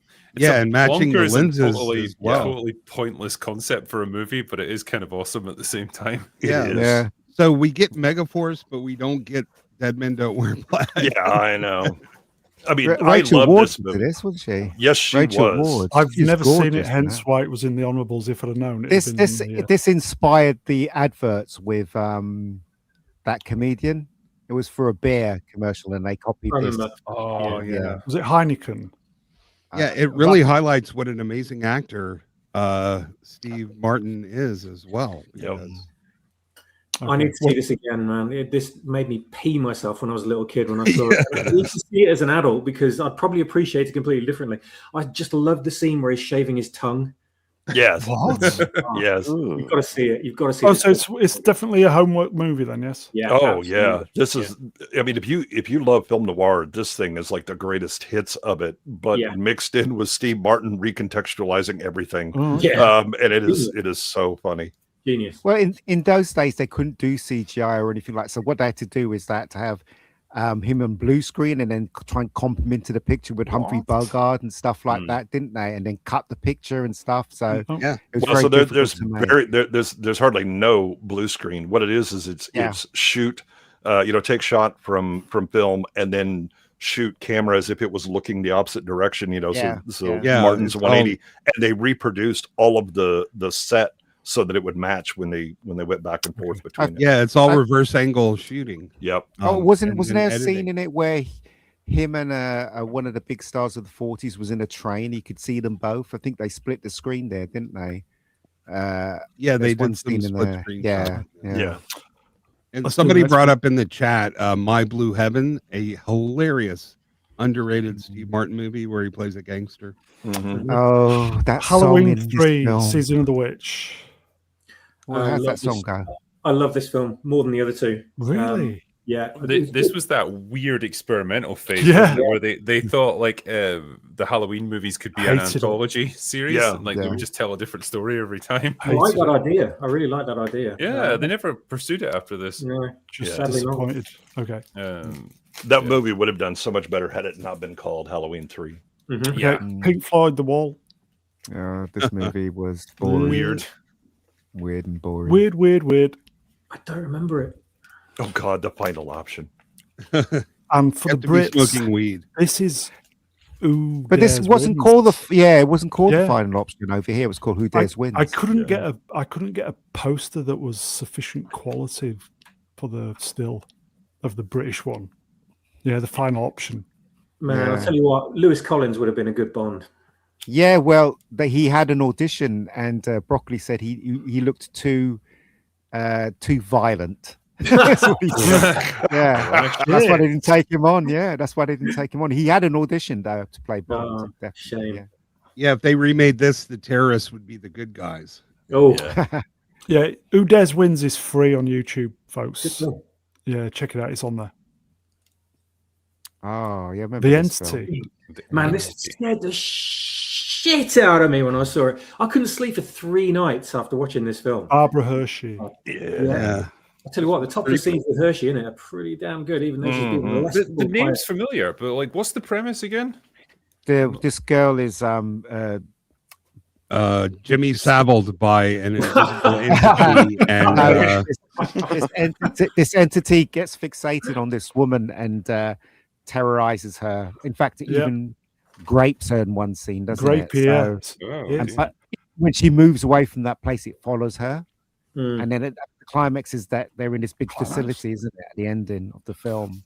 This was So it's scary as like- shit. If you're a Yeah. teenage boy back in the 80s, Oh, yeah. this was scary as shit. Yeah, This was a it- great scary. movie. it's very good psychological horror, and everyone around her thinks the wounds are self-inflicted, but There you she's go. actually being attacked. Yeah. Graped by a ghost is the essence of it. Yeah, it's Poltergeist actually references this a bit with the scene with the mom where you see the hand, the invisible hand, but you can kind of see it touching her and all that. I think you should check it out. It's a great movie. Yeah, I should do terrifying. that actually. Entity, it's very good. And Barbara Hershey, oh god, she had it back in the day. What a great job she did of acting opposite an invisible character, Yeah. basically. Yeah. Yeah. Yeah, if I was a kid when I saw this, I wouldn't have slept for days either. Yeah. It's legitimately terrifying. Okay. Oh, Officer and a Gentleman. Yeah, a really good movie actually, even Yeah. for like nerds. this was huge. Very wasn't solid. it? Yeah. Yeah, it's okay. I liked it. Thought it was all right. Is Deborah Winger in the new Star Trek crap? No, It's that's a the Holly other one. Hunter. Holly Hunter. yeah. Okay, yeah. She, Those two I always kind of confused. what Can't is wait for going that. on with Holly Hunter, by the way? She seems to be really struggling to get the words out these days. Ozempic Like- brain. Maybe. Yeah. It's a- Okay. I mean, if I read that script, I would struggle to get the words out too. Oh man, Death Wish 11. Oh, God, Yeah. that was. It's Bronson. was- I'll watch it. Yeah, I they saw this. I probably- thought it was all right. They probably shouldn't have kept making the Death Wish movies. No, They were popular though. They were Hey, popular. they made money. Yeah. Yeah. They did, yeah. Yeah, they were really And popular. It's Kurt Russell's best buddy, and he is cool. It's very good. I'd probably say Jason Statham is the modern equivalent. Yeah. Yeah. He has better Yep. skin, but They shouldn't yeah. make them, but they're making them and they're making money. But Statham kicks ass, doesn't he? Okay, Oh, Death this Trap. was I don't know good. what this is. It's a mystery movie, sort of a Agatha Christie like comedy. It was, Kane Reeve. really good. Superman. And said- Michael Caine and Chris Reeve kissed, didn't they, in this film? Yeah, they did, and they talked about it on all the interviews. They got really drunk before they had to kiss. Oh, okay. Yeah. We'll do the next one then. Oh, there you go. Times at Richmond High. What is it? I've never heard of this. This is the Animal House for this generation. Oh man. my! It's You E.B. never heard of Cates- this, Brown? What is going on with E.B. you? Cates naked. Oh Jennifer man, Jason moving in Leigh stereo naked. will never What sound. became interested at that moment? Yeah, Yes. it's, Judge Reinhold is the brother. This movie is freaking hilarious. Phoebe Cates naked. Yes. Yeah, and this was What? Sean Penn's Yes. big breakout role playing the stoner. Yep. Spicoli. I mean, they're all pretty good looking, but who's the chick in the middle? She is hot. Yeah. Wait till you see the prison movie. Quite the role in one battle after another. Yeah, and I'm blanking on the guy's name. The teacher, the old man from My Favorite Mark, Mr. Hand. Ray Walston is phenomenally funny in this movie. Mr. Hand. Why did I flunk? I don't know. Next. Oh, this film was that. Yeah, you did a thing on this, didn't you? Yeah, yeah. It was wild, the making of this one. Fitzcarraldo. Yeah. Yeah, where he goes, okay, well, the movie is about a madman who takes a boat and carries it over a building. So I'm just going to do that. And he didn't remember the story where a lot of people died. And so he reenacted that as well. And he hired Klaus Kinski to play the lead, who's straight up one of the most batshit insane actors. Oh, yeah. He was, because they had a bunch of like native South Americans, I guess, who were like the extras in this, and Kinski pissed them off so much that they went to the director and said, we can have him killed if you want. Yes. We're happy to do that because we think he's like possessed by a demon or something. Yeah, that he is definitely weird and crazy. But I'm nominating his daughter to be in our pickup round because Nastasia Kinski. Yeah, freaking hot. Manuel Grell wrenched. Werner Herzog squandered the opportunity to have Kinski whacked. Damn. Yes. Yeah. I mean, you have to think that Herzog was tempted by that offer for a moment. He was like, all right. The thing is, right, he'd worked with him before and he'd threatened to kill him multiple times then as well. But like for some reason, Herzog like hired him again for this movie. It's wild. Perhaps because he was edgy, but anyway. By the way, Fitzcarraldo is my favorite ABBA song, just so you all know. Oh. Do you hear the drums? What's this? Fitzcarraldo? Forbidden World. Never heard of it. I love the show. Anyone? Yeah, it's another galaxy of terror where a woman gets saddled by a large. Yeah. This is a Roger Corman movie. I love it how the Americans have adopted the term "saddled." Yeah. Oh, Night Shift. This wasn't a bad movie. No, it's good. This is hilarious. It's Michael Keaton and Henry Winkler, Shelley Long. I was getting this mixed up with Graveyard Shift. That's a very different movie. Yeah. Oh well, they do, and it does involve a morgue turning into a brothel. Brothel, yeah. I love where Henry Winkler's like, "Pimps? Do you want us to be pimps?" And Michael Keaton's response is, "No, love brokers." Yeah. Oh no. Oh, very unfortunate title. The best little whorehouse in Texas. Yeah, if you ever wanted Burt Reynolds in a musical, here it is. That's one for you then, Ian. Yeah, Dom DeLuise as a televangelist. The Paul parody is exactly the same title as the original for that one. Yeah, speaking from experience, though, I know firsthand that Chicken Ranch is only the second best one. What the hell is this? Android. Klaus Kinski movie. Yeah. I think I saw it once. I've seen it, but VHS. The fact that I can recall very little from it tells you how little I cared. I'm sure somebody's seen it. Here we go. And Cat People. Yes. Yeah. Speaking of Klaus Kinski's daughter. Yes. Man. Yeah. I don't know who he had sex with to make that child, but man. Android is free on YouTube, by the way. It's the same reason rock stars have gorgeous children, even if they look like, the guy from Aerosmith. There you go. Wow. I think that's it then, folks. I don't think I've missed any super chats. Let me get the guests up. Chats, you are wonderful. Thank you for the interaction, the super chats, and just being there. Cheers, folks. So, chat, we will see you next time. Time to thank the guests. From the bottom, Swappers. Cheers, Swappers. Oh, thank you very much, Mr. Brown. It's been an honor and a pleasure to stream with everyone this evening. The chat's been amazing, geniusly funny all night. And I love these Wednesday streams. We talk about these movies, man. There's nothing good, aren't they? Talking about amazing entertainment instead of slagging things off left, right, and centre. But look forward to next week. Can't wait. I'll see everyone on Sunday. And thanks for the drinker to popping in as well. Thank you very much, sir. Emperor Goodwin.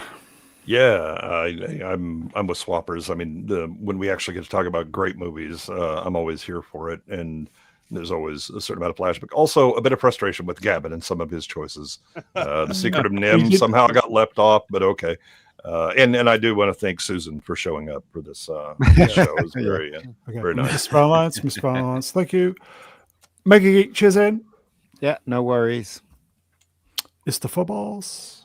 It's been such an honor to be on this mission of yours to discover good movies and hot women. Also, thanks, Drinker, for showing up. It's been a blast. Ruin, man, baby. Cheers, Ruin. Oh, good to be here, Brownie. I've got to say it was a bumper week for me. I watched 3 of those movies on the list tonight, so that was a bit of a fun one. And yes, enjoying the 80s. Can't wait to get to 85, though, Brown. That's my ideal year. Cannot wait. And last but by no means least, the mighty Critical Drinker, everybody. It's been a pleasure being on tonight. As you guys were saying, like sometimes it's nice to take a break from shitting on modern day stuff and just reminisce about some good fun movies. And it was a lot of fun just going through this stuff. And hey, we got to look at a lot of pictures of very hot women as well. So always makes everything better.